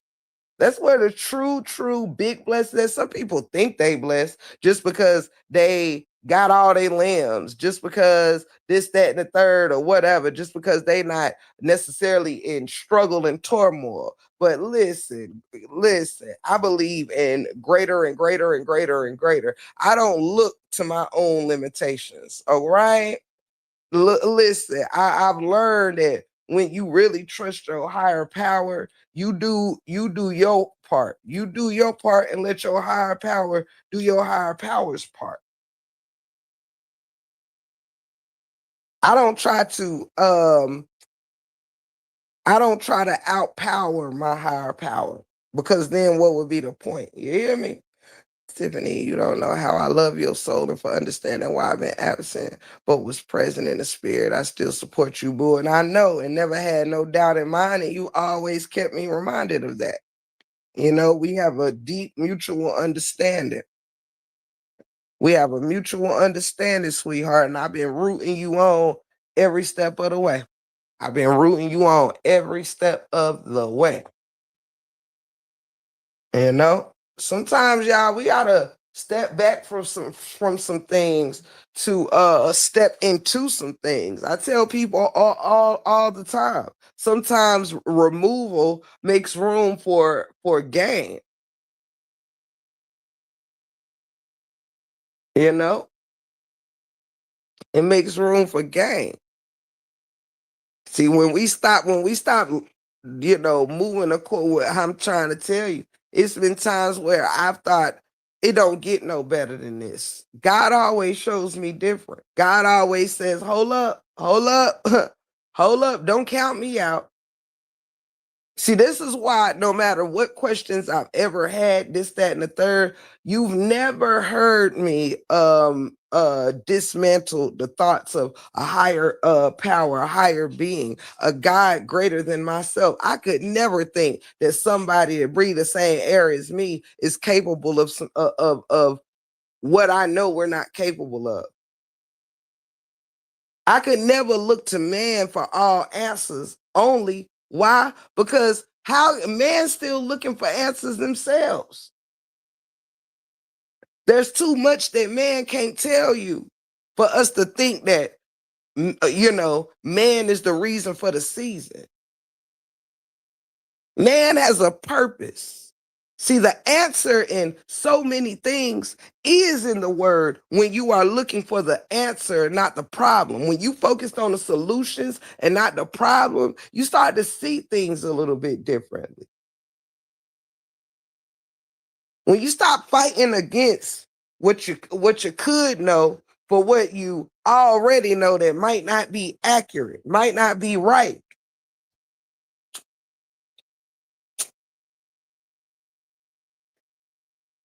See, there's power in these teachings. Let me tell you something else. The reason why, well, I'm going to say this. What I think is the reason why God searches our heart instead of our words and our thoughts and things is because God knows that man leads man astray. God knows that man leads to his own understanding and to his own selfish desires, right? I'm gonna tell you why I'm saying this. I'm gonna tell you why I'm saying it's important to know that God searches the heart, but it doesn't stop us from being able to improve, right? Here's a prime example. Well, through these translations, certain words and things have been added, taken away from this, that, and the third. For instance, trusting the fact that One Bible can't have shouldn't have a different amount of books in it than another, right?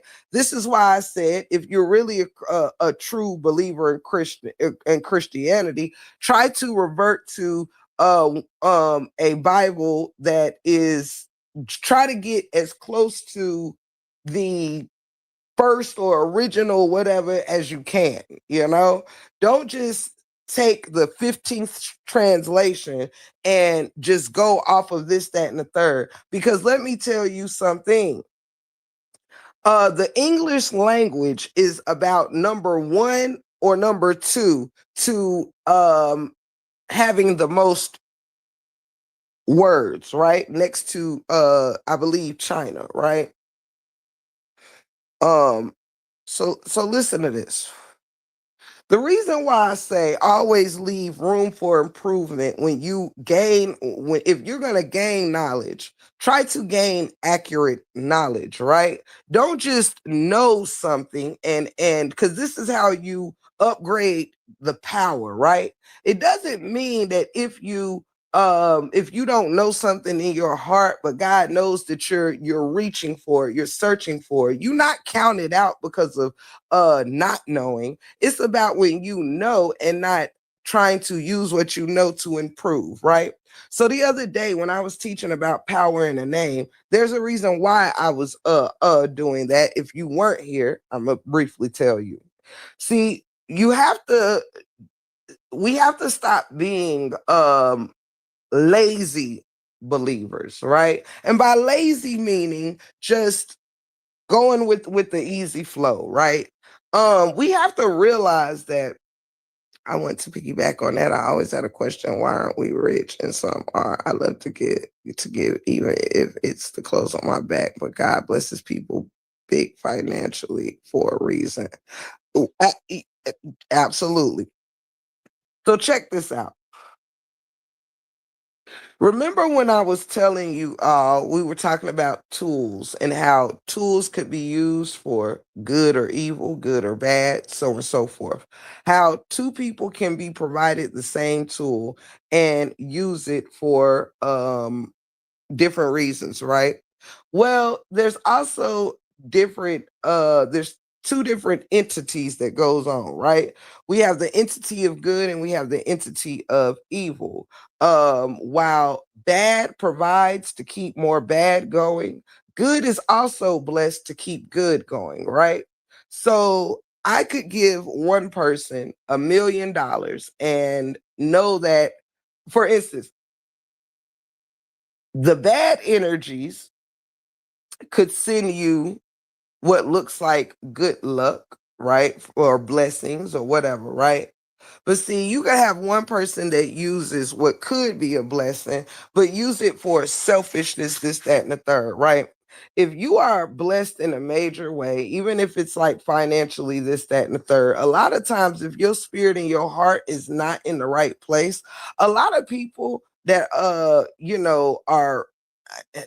as we've known through history, you see a lot of rich people have had a lot of mental problems, whether it's unaliving themselves, whether it's depression, whether it's anxiety. A lot of people who is in different sectors of the industry, have had battles with drugs, this, that, and the third, right? When you have when you are blessed without purpose, right? Then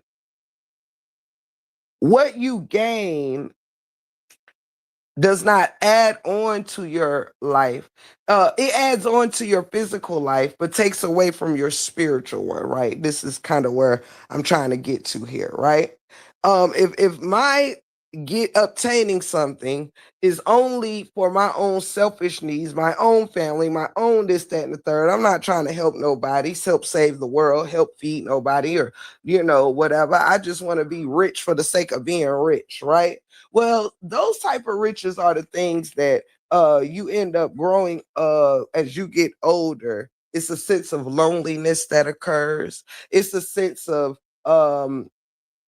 emptiness that occurs when you've realized that you've obtained so much money, but yet have not obtain richness in the spirit.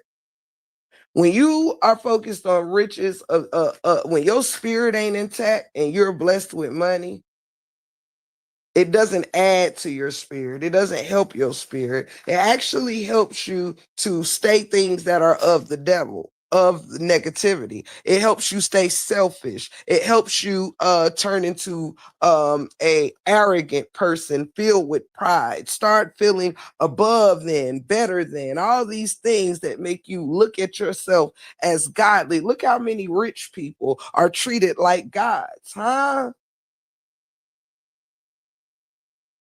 You got people fainting, spending money. They put, listen, Linda, somebody will spend more money going to see somebody hit the stage cussing and carrying on and talking about anything other than the fruits, but yet got a limitation on what they want to give a homeless person. Somebody that's fighting for hunger for whatever reason. Oh, I only got $5 to spare you, but you got $75 to pay to see Lil Wayne and Drake and whoever else. See, when you start thinking on these terms and we wonder why, when it says, listen, Linda, don't put your focus on earthly riches. Put your focus on spiritual riches.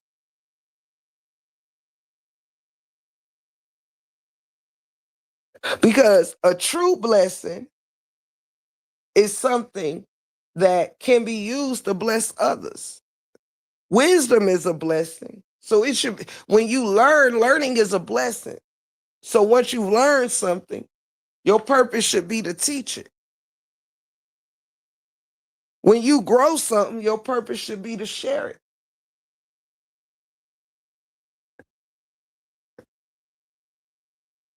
If each man was pulling another man up, no one would be below. No one would be less than.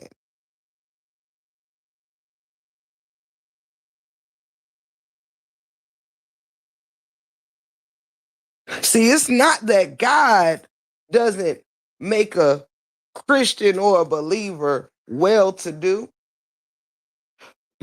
Most of the times when that's the case, their personal lives, excuse me, are not filled with diamonds and gold and this, that, and the third. Oftentimes, you will see a person who is a true believer who moves in the fruits of God. You wouldn't even know that they are rich by pocket unless they were to show you their bank account. Why? Because their riches are being used not to build a mansion for a house that they won't even use but a few rooms of. But a lot of people have a whole lot of money that is not shown in their things because it's being used to bless others. It's being used to build things. It's being used to help grow things. It's being used for a greater good, not just to sit in their pockets and say, oh, I got $1 million a day, I got 2 million tomorrow, I got 3 million tomorrow, and then ride past a homeless person that's just asking for 5. Huh? See, sometimes riches ain't always shown by the outers, huh? You'll be surprised how many people running around here in a regular outfit, driving a regular car, pulling up to a regular house. And you'll be surprised how much debt people living in oversized mansions got more than they really need, got more than they could ever live to spend. The same amount that could be used to do this or do that is being spent on other people's names, huh? Let me tell you what's been made to God's, and this is things that we all have to realize, huh? We're living in a world where names are very important. It's just the wrong names, huh? See, nobody is spending 10,000 to help God's people, but they'll spend 10,000 on Birkins and Wrangler and Tommy, Mr. Kors, Mr. Dior, Mrs. Wang, Mrs. Westwood, Balenciaga.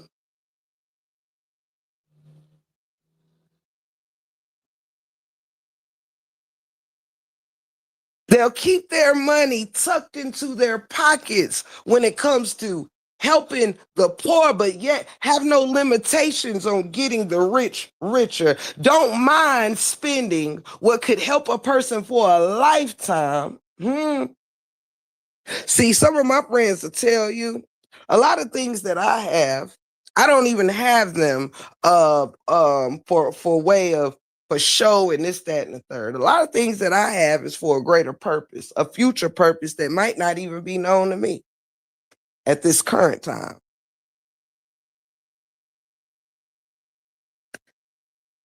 But think about all the people you ride by. Even the church house is limited to 10%.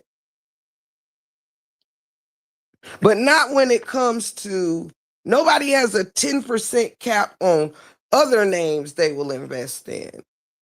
It's a lot of names. Everywhere you go is an investment into another person's name. Wells Fargo. Wells is the name of one partner, last name, and Fargo is the last name of another. All of these places carry someone else's names that get your investment, yet there is a limitation on doing things in God's name. It's a limitation on blessing somebody in God's name. But ain't no limitation on Hilfiger and them. Ain't no limitation on Louis and them. Ain't no limitation on Christian Dior and them. Ain't no limitations on spending $1,000 on this person's name. But oh no, somebody needing something in God's name. Well, I got a hot 10 for you. Come through, come through. Oh, when it comes to blessing somebody in God's name, everybody Christ this and Christ that and Lord this and Lord that, but wonder why their fruits is limited. They have conditional fruits they're growing, huh? Their trees got conditional fruits. You want to have the fruits of God in your garden, but you only want to eat from the fruits that ain't of God. You want to have access to it, but you don't really want to eat of it, huh? You want to get, but you don't really want to give. You want to live, but you don't really want to live for the purpose you should be living for. Huh? Ain't it something? Ain't it something? Ain't it something?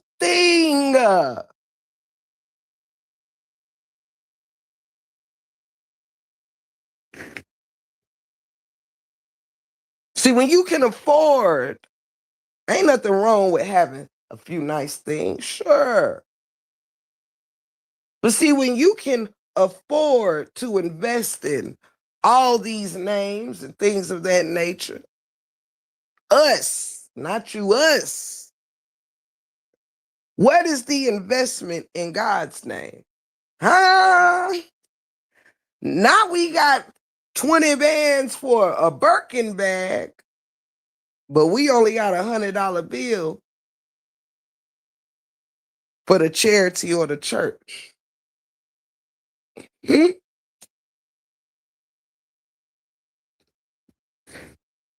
On one bag, the rich will spend on what it costs to put a down payment on a forever home.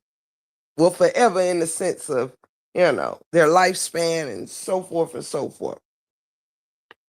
You got people out here who got $25,000 to spend on a Birkin, $50,000 to spend on a Birkin, $500,000 to spend on a car. But if you see a homeless man outside of McDonald's, you won't get him a value meal. You gotta get what you call it, a McChicken, small fry.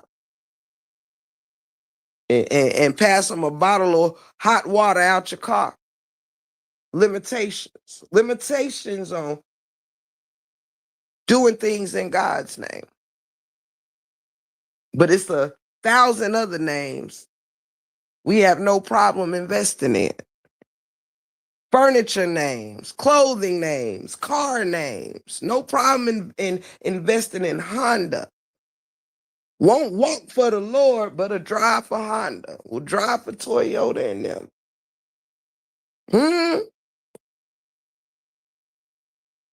Won't stop to help a person on 2 feet. Oh, they should do some real work.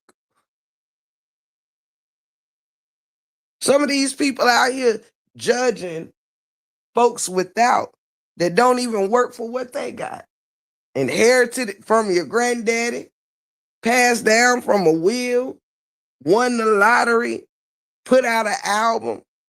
You got people out here that's getting paid more to sing a song on stage than the doctors get for saving a life.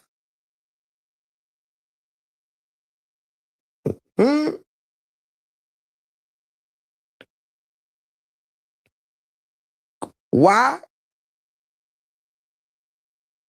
Why do entertainers get paid more than educators? Because it's the root, the evil in money. If I give you a lot of money to pass the message, I don't want people looking to God. I want people looking to riches and forget about their soul. I want you to have more appreciation for Beyonce than you do for God. Why you think there's more people at a concert than any given one church?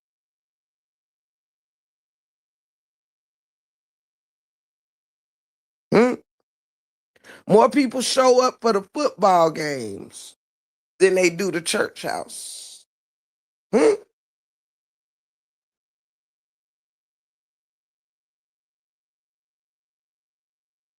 Crazy work. Crazy work.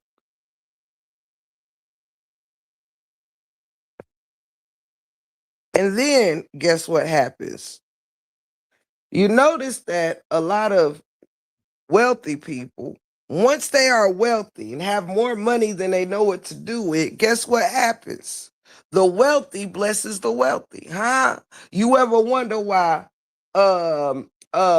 such and such, if they just wear this to an award show, they get the outfit for free, huh? If they just do this and do that, they get all these free things. Oh, Mark just sent me this. Oh, such and such just sent me this. The rich stop having to even pay for things once they're rich. Okay, Mel. Thank you, Miss Rolanda, for becoming a member. Thank you, sweetheart. Thank you so much. I really appreciate it. Man, when I tell you, the blessing's been blessing, okay, over this word. Come through, come through, come through. Thank you. Thank you so much, beautiful. Let me see. I love this. Your channel is going to grow in the name of Jesus. Amen. Come on. Come on now. In the name of Yeshua. Yes, in the name of Yahweh. Come through, come through, come through. Thank you so much for that.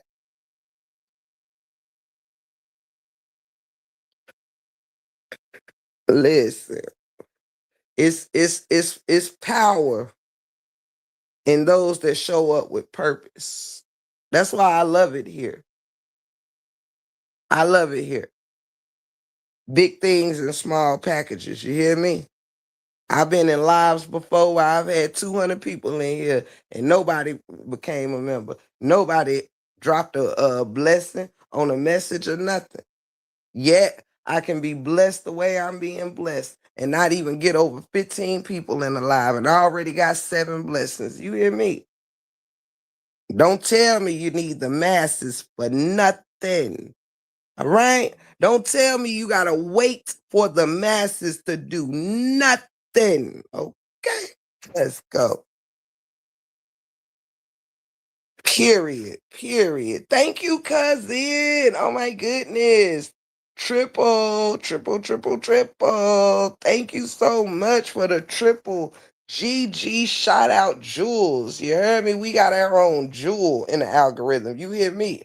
GG's forever. You heard me? They thought so kindly to give us our own. Hey Ashley, I've missed you. Whoa. I missed you, Sugar Plum. It's good to see you. It's good to see you. I ain't gonna hold y'all too much longer. But this next thing I want to say real quick for you guys, before we part ways is this. What I want people to do is we gotta do our homework, all right? And that goes for the believer and the non-believer. People have to do their homework on recreating the essence of who they are and getting back to the original core of our system. You know, when people get out of their own way and rebel against evil, rebel instead of rebelling against each other, rebel against bad, rebel against evil. Do your part to bring some good and positivity into the world and stop trying to bring war where there is peace. You can't complain about a problem you're a part of. Come through. Some people don't. Some people like to cherry pick the message. Don't cherry pick. Don't cherry pick. Don't just sit around and complain about war if that's all you know and all you bring. If you don't bring no peace in any part of the world, and I don't care if it's online, offline, or sitting next to a portrait in a pear tree, you can't complain about the problems if you are a problem. You can't complain about things being negative if you are negative. You can't complain about the spirit of people when you are a thorn to the spirit of people. You got to check yourself before you can check others. You got to see what you can do to make a change, or do you just complain and go with the flow of things? Nah, you got to stand on something. You will fall for anything. You can't always wait to have your hand held, huh?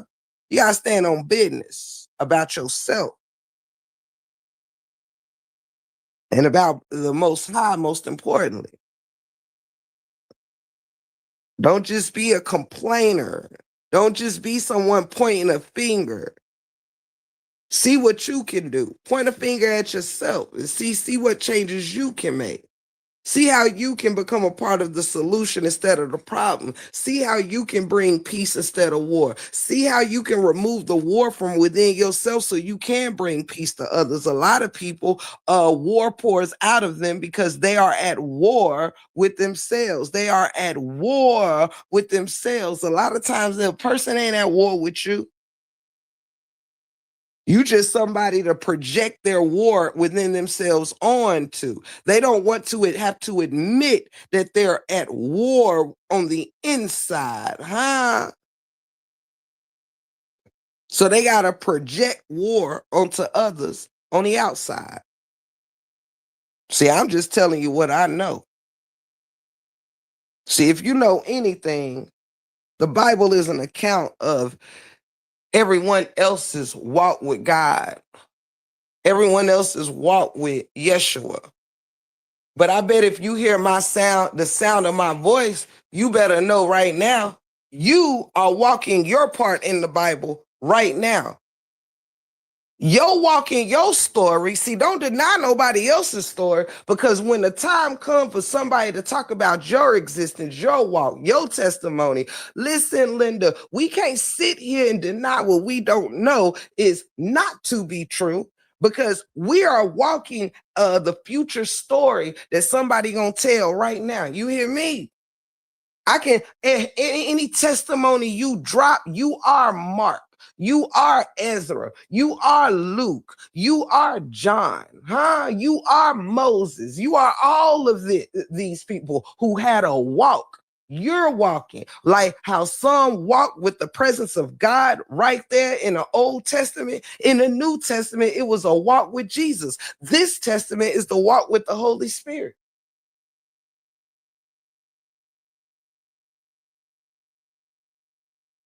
Straight like that. Everybody got a story to tell. Everybody got a testimony. Everybody is Mark and Job and all of them.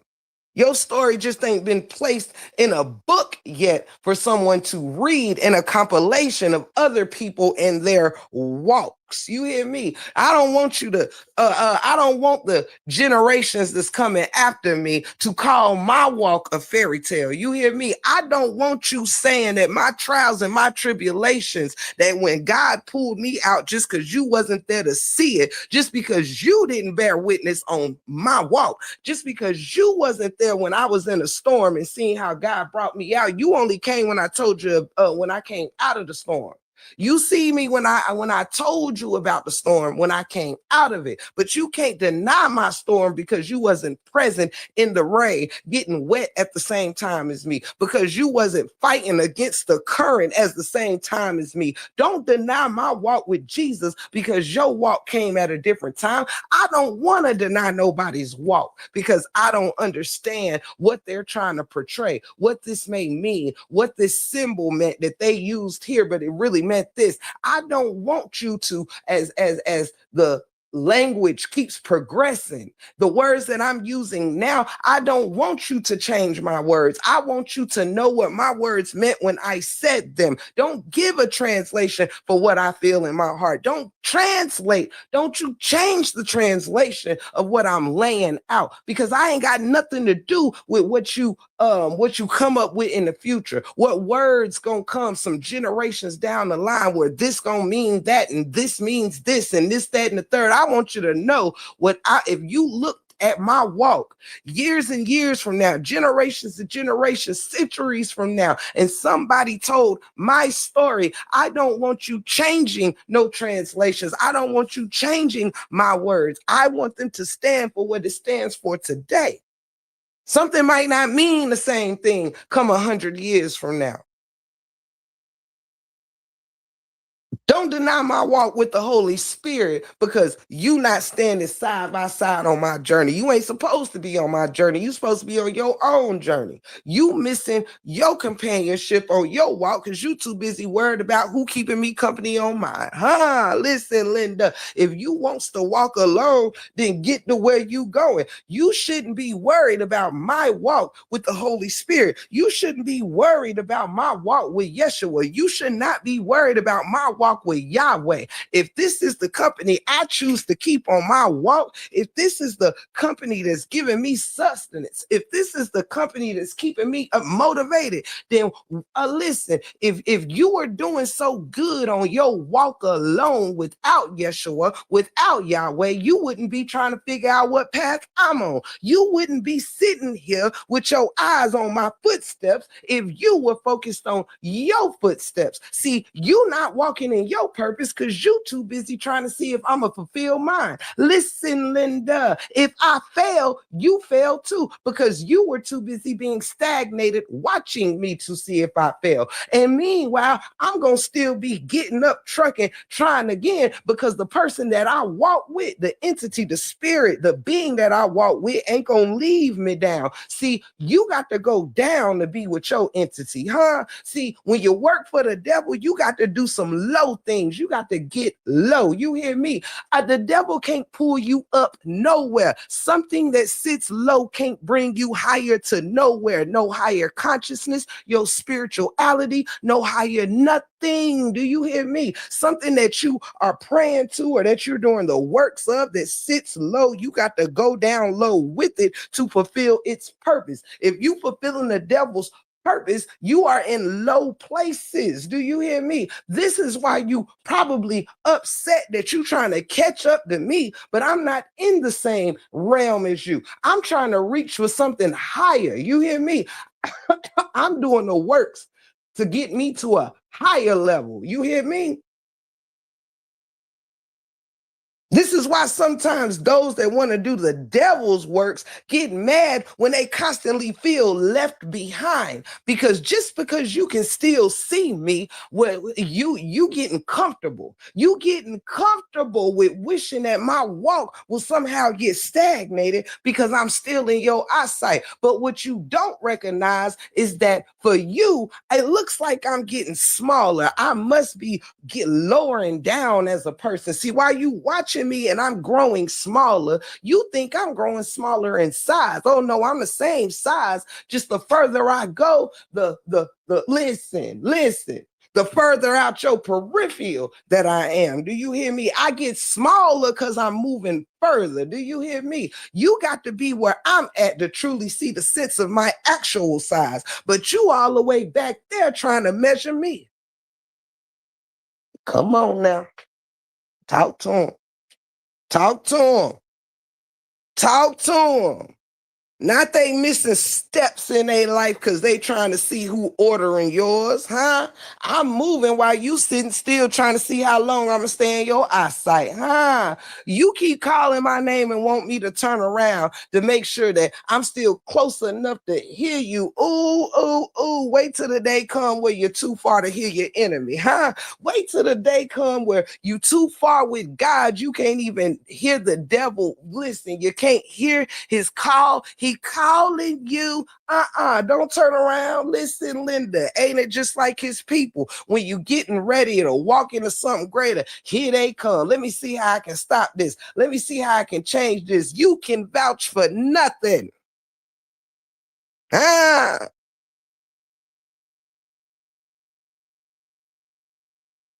come through.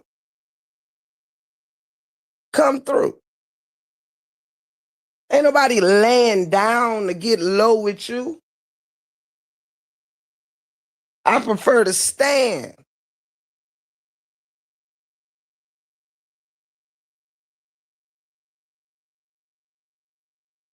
Listen, they sitting back stealing.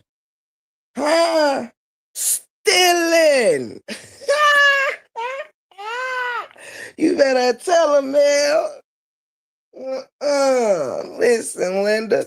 I had a part two to this I was gonna do, but since I've officially held y'all for 2 hours, come on, if you lay down, what? If you lay down with dogs, you get up with fleas, huh? What? You better tell them. You better tell them. You better tell them. You better tell them, Tink Tink. You better tell them.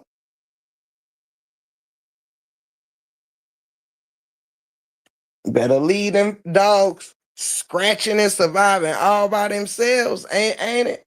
You better leave them sitting there. I love you, my cousin TC, beautiful, and thank you again for the blessings. I love you. I'm just trying to tell you, you better get up from them dogs. just round here scratching. Huh? Not you just round here. What you itching for? That devil ointment all on you. No. Cleanliness is next to godliness.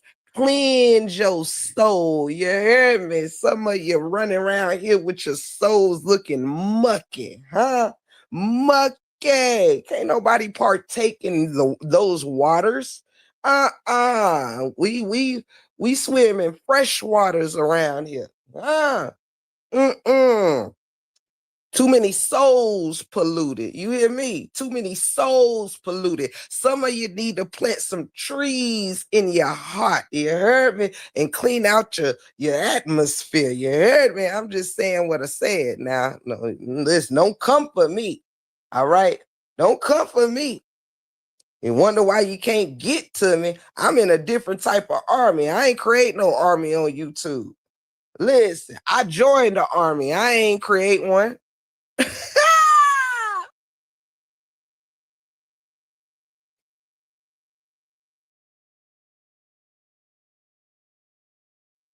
I'm done. Thank you, Tinkers, for the 18 months of dedication. And I love you and I thank you so much. Thank you, sweetheart. Shout out to the renewal of these memberships going on. Yes, yes, yes. I was gonna save this for excuse me, I was gonna save this for tomorrow, but why do tomorrow what you can do today? So I'm gonna go ahead and say something else that I wanted to get to, but instead of me making a whole live about it, which I don't need to, I just want to make a quick point and then I'm gonna go on about my business. Um and y'all are so funny. How can you have so much fun, blessings, laughter, and wisdom in such a small group? Like, why is this always so just the biggest things in the, like I guess that's what quality over quantity means, but I digress. I tell you, blessings and positivity feels way better than blessed in um negativity. I'm telling you that type blessing hit different. Hold on one second.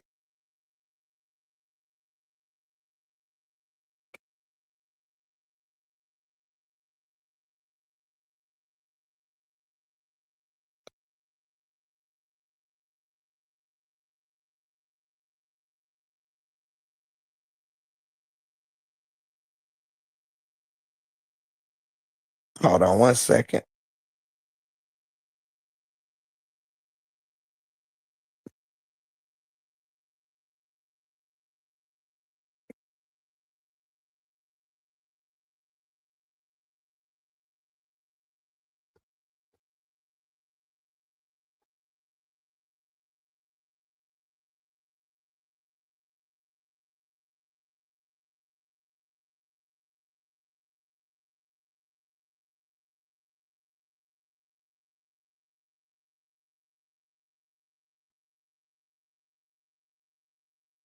Hold on. I'm responding to something.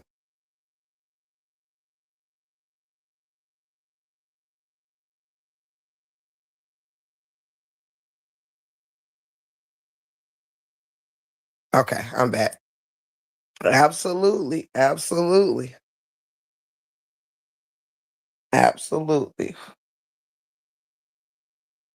All right. Now, the last thing that I wanted to tell you all is and I'll save my other stuff for tomorrow, but there's one more thing I want to leave you with before I all the way close out, and that thing is the other day last week I did a live called What's in the Name, and I've been referring to that live often, and I try to, I'm trying to, I'm not even trying, I'm just letting it flow, right? Um Well, it's two things I'm gonna tell you. If you are a believer, I'm going to suggest you get the Ethiopian Bible, which contains 88 books, I believe, over 66. It contains all the other, a lot of books that were taken out. I suggest that you get the Ethiopian Bible, and which was also before English translations and all of that. Um, the word used for God was definitely Yahweh, right? And I want to tell you something about this real quick.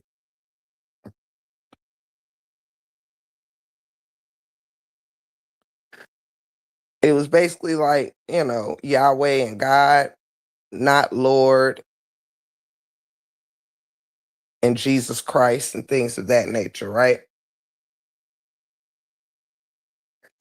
The first thing I want you to keep in mind is that in our English text, the reason why words are spells and words are so important to know what you are saying, because one thing that I said to you all about a week or two ago, I think I've done a couple of lives about words when I was telling you about how queen means two different things. One is royalty, one is you know a seller of oneself.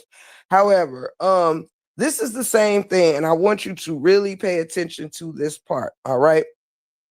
The reason why I emphasize things about words so much is because I want to remind you that when you are reading a certain word or this, that, and the third, now God searches our heart, knows your intentions, but once you know, we can apply and do better, right?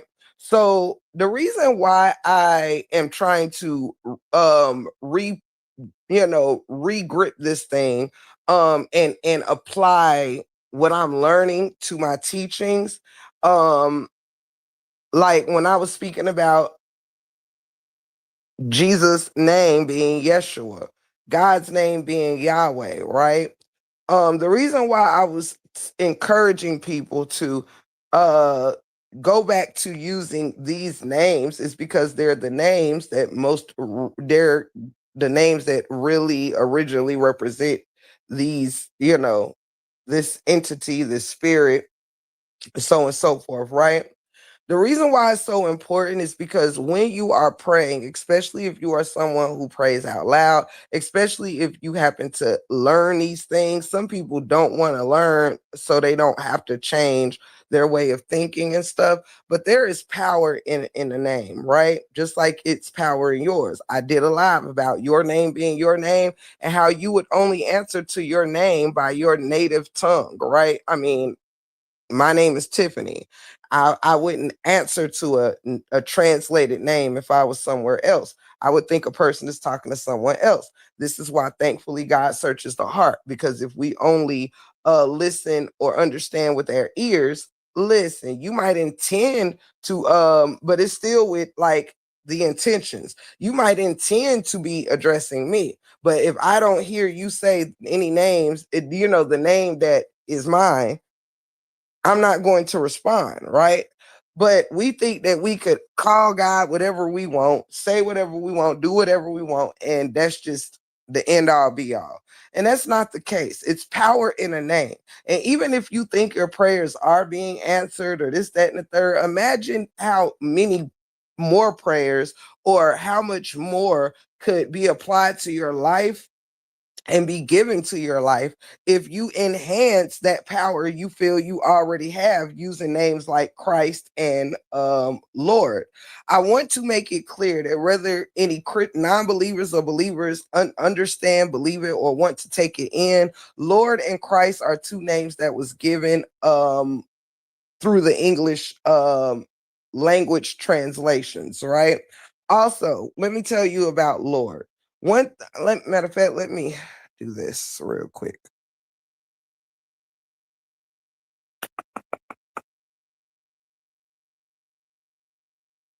All right.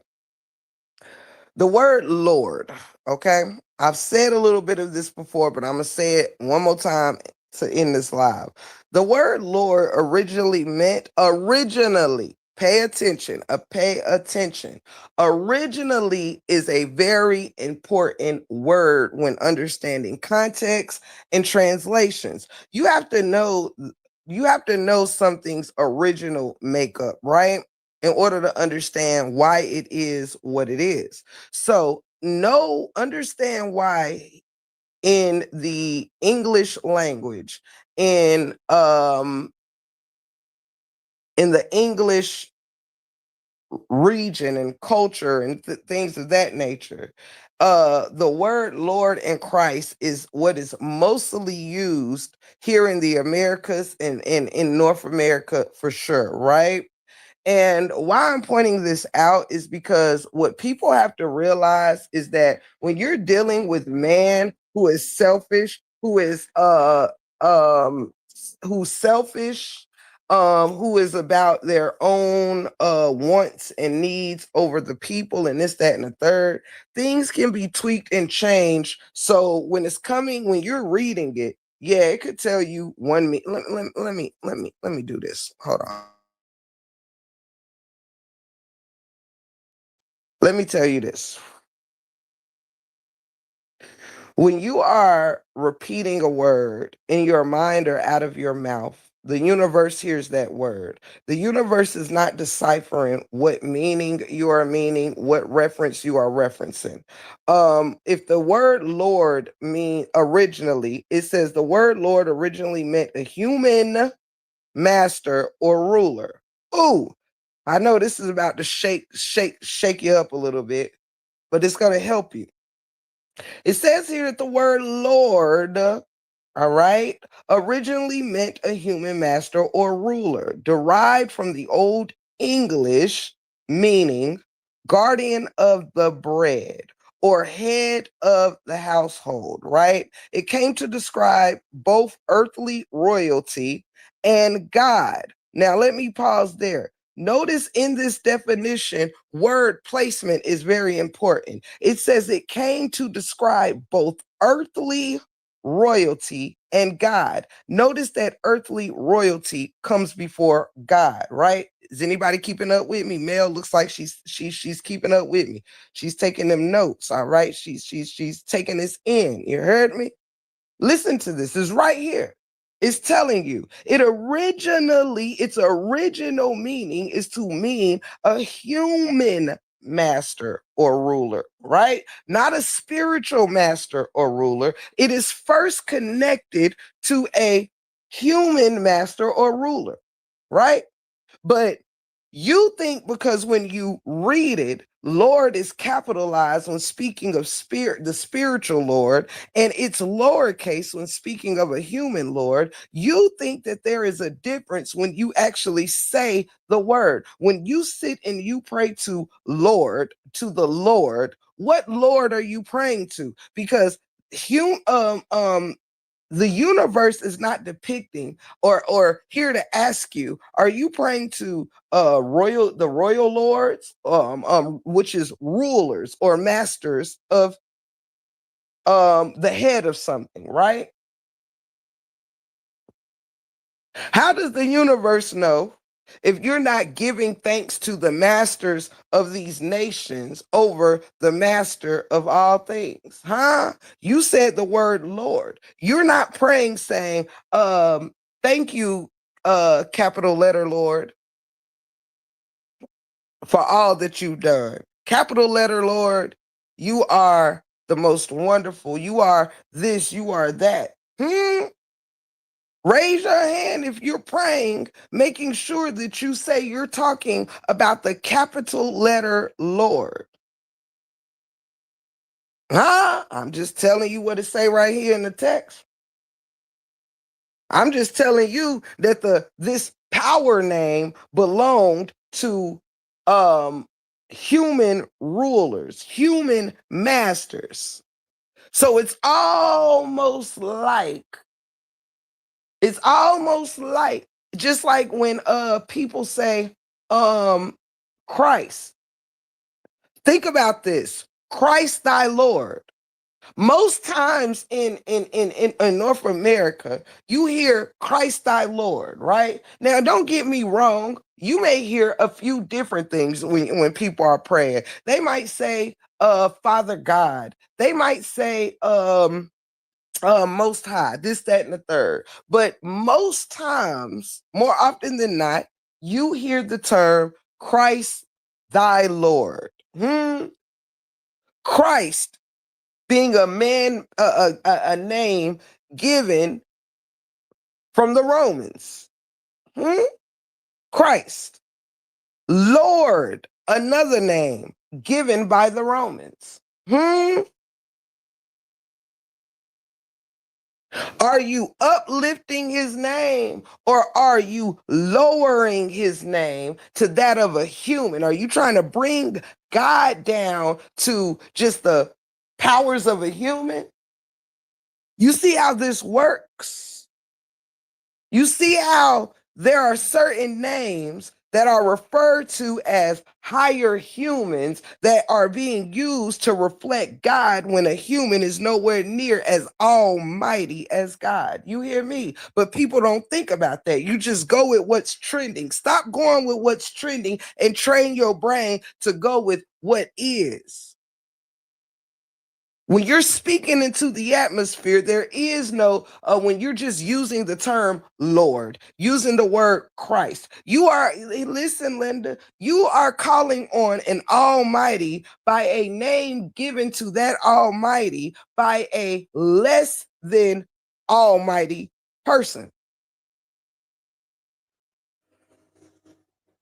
You'd rather refer to Yahweh as a term that came about in whatever times, the 1600s, or around the time that the English translations was being made.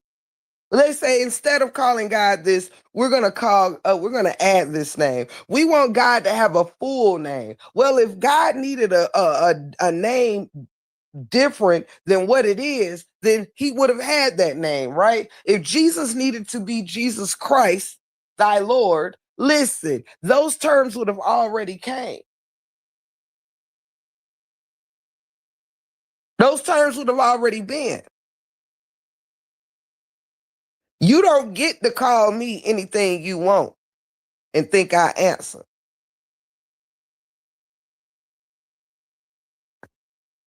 You don't get to call me Tomika and my name is Tiffany. You don't get to call me Lisa just because it makes me seem better. You don't get to add something or take away, just like man took away books of the Bible. And instead of people doing their homework and getting the Bible like I'm going to do with those missing books, it's a reason why these books were missing. Why these are not those? Why those are not these? If anything, I'd be looking to, like I'm doing now, studying those missing books. What's in those missing books that the Englishmen didn't want the people to see or to know? What power is held in those books that could make us of higher level? Why'd you just create a Bible of what you wanted the Bible to be instead of what the Bible is? Why do you think I say look to the Ethiopian Bible? Ethiopia was one of the only countries, the only nations to not be overtaken by Rome. This is why they were able to preserve more, preserve these scrolls and teachings and books, if you will.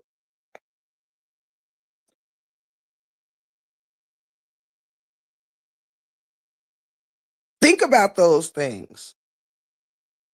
Why do you think the Ethiopian Bible isn't one of the most popular?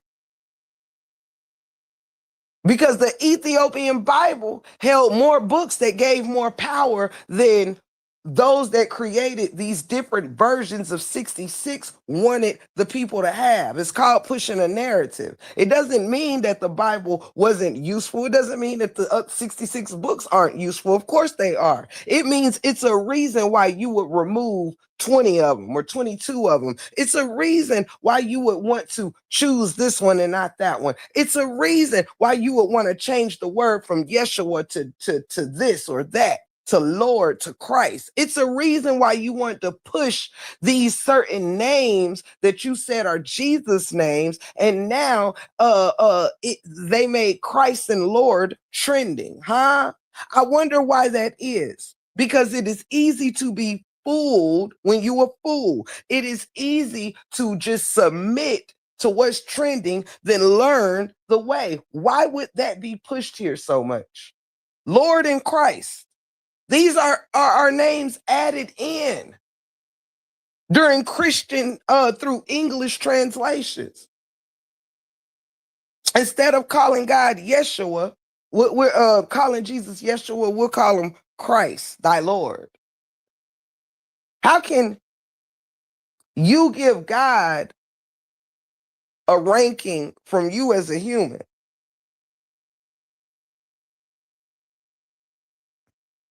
It says in medieval and ancient European times, a lord was a nobleman, feudal superior, A monarch who held power, land, and authority over people.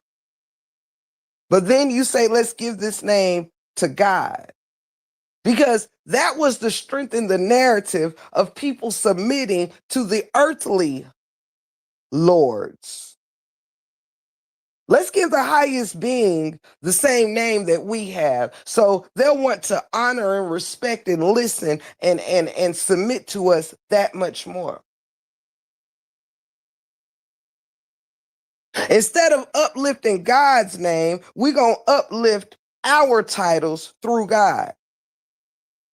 Come on now. Come on now.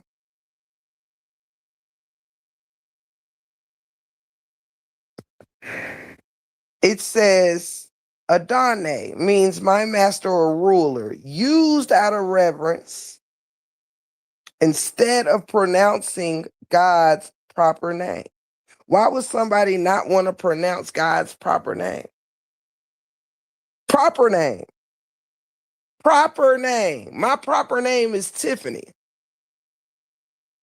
You can't take the time out to learn how to make the sounds that complete Tiffany. Instead of simply pronouncing Yahweh, you now is that too long? Because it sounds like Jesus Christ thy Lord is a lot longer title.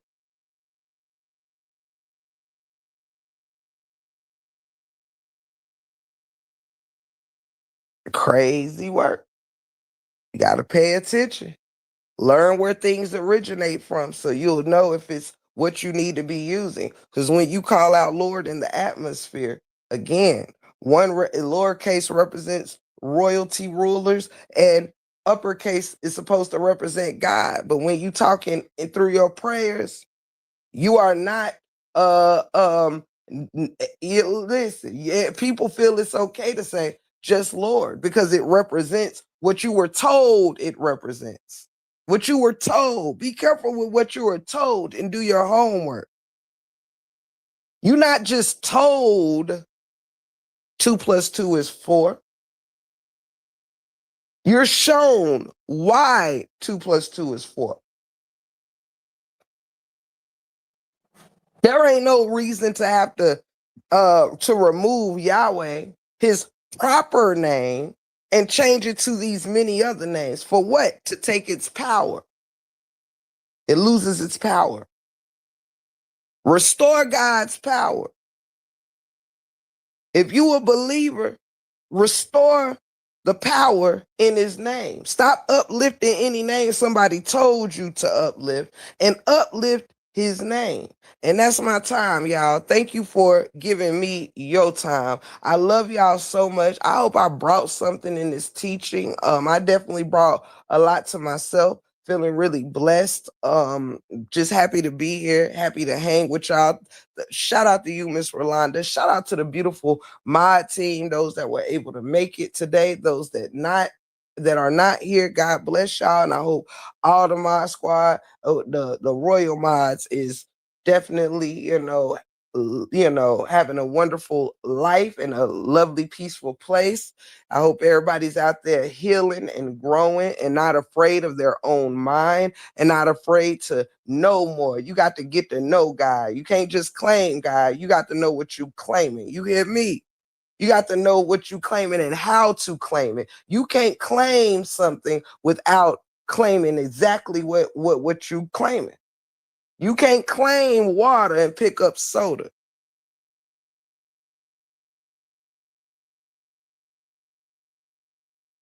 You got to know what you're claiming.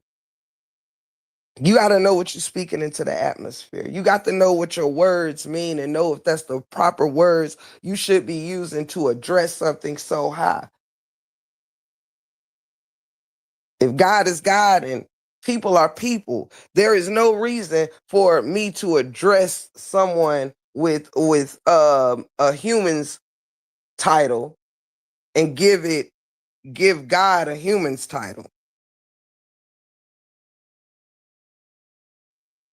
There is no reason for that. You know? So That's what I wanted to bring today, is just know when you know, don't deny yourself more power. You know, don't suppress the power in his name, you know. Know what you are saying, knowing what these titles come from, how long these titles been around. Why would you want to call Jesus a name given long, you know, in the 615 and 1600s? I want What was your name before that? And then what was your name before that? And what was your name before that? And what was your name before that? I'm trying to get as close to it as possible. Keep in mind the saying, things can get lost in translation. Remember that when you praying, things can get lost in translation.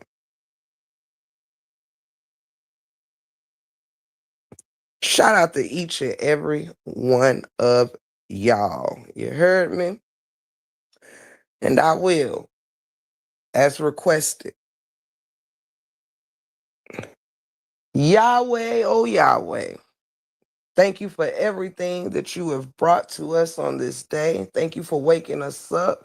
Thank you for letting us have place and position in your world, the home that you have built. And may we all somehow, some way come together to sustain it. May we all come together to protect it, to keep it, to grow it, to take care of it, to nurture it. May we look unto your ways and out of our own. Heal us where we need healing.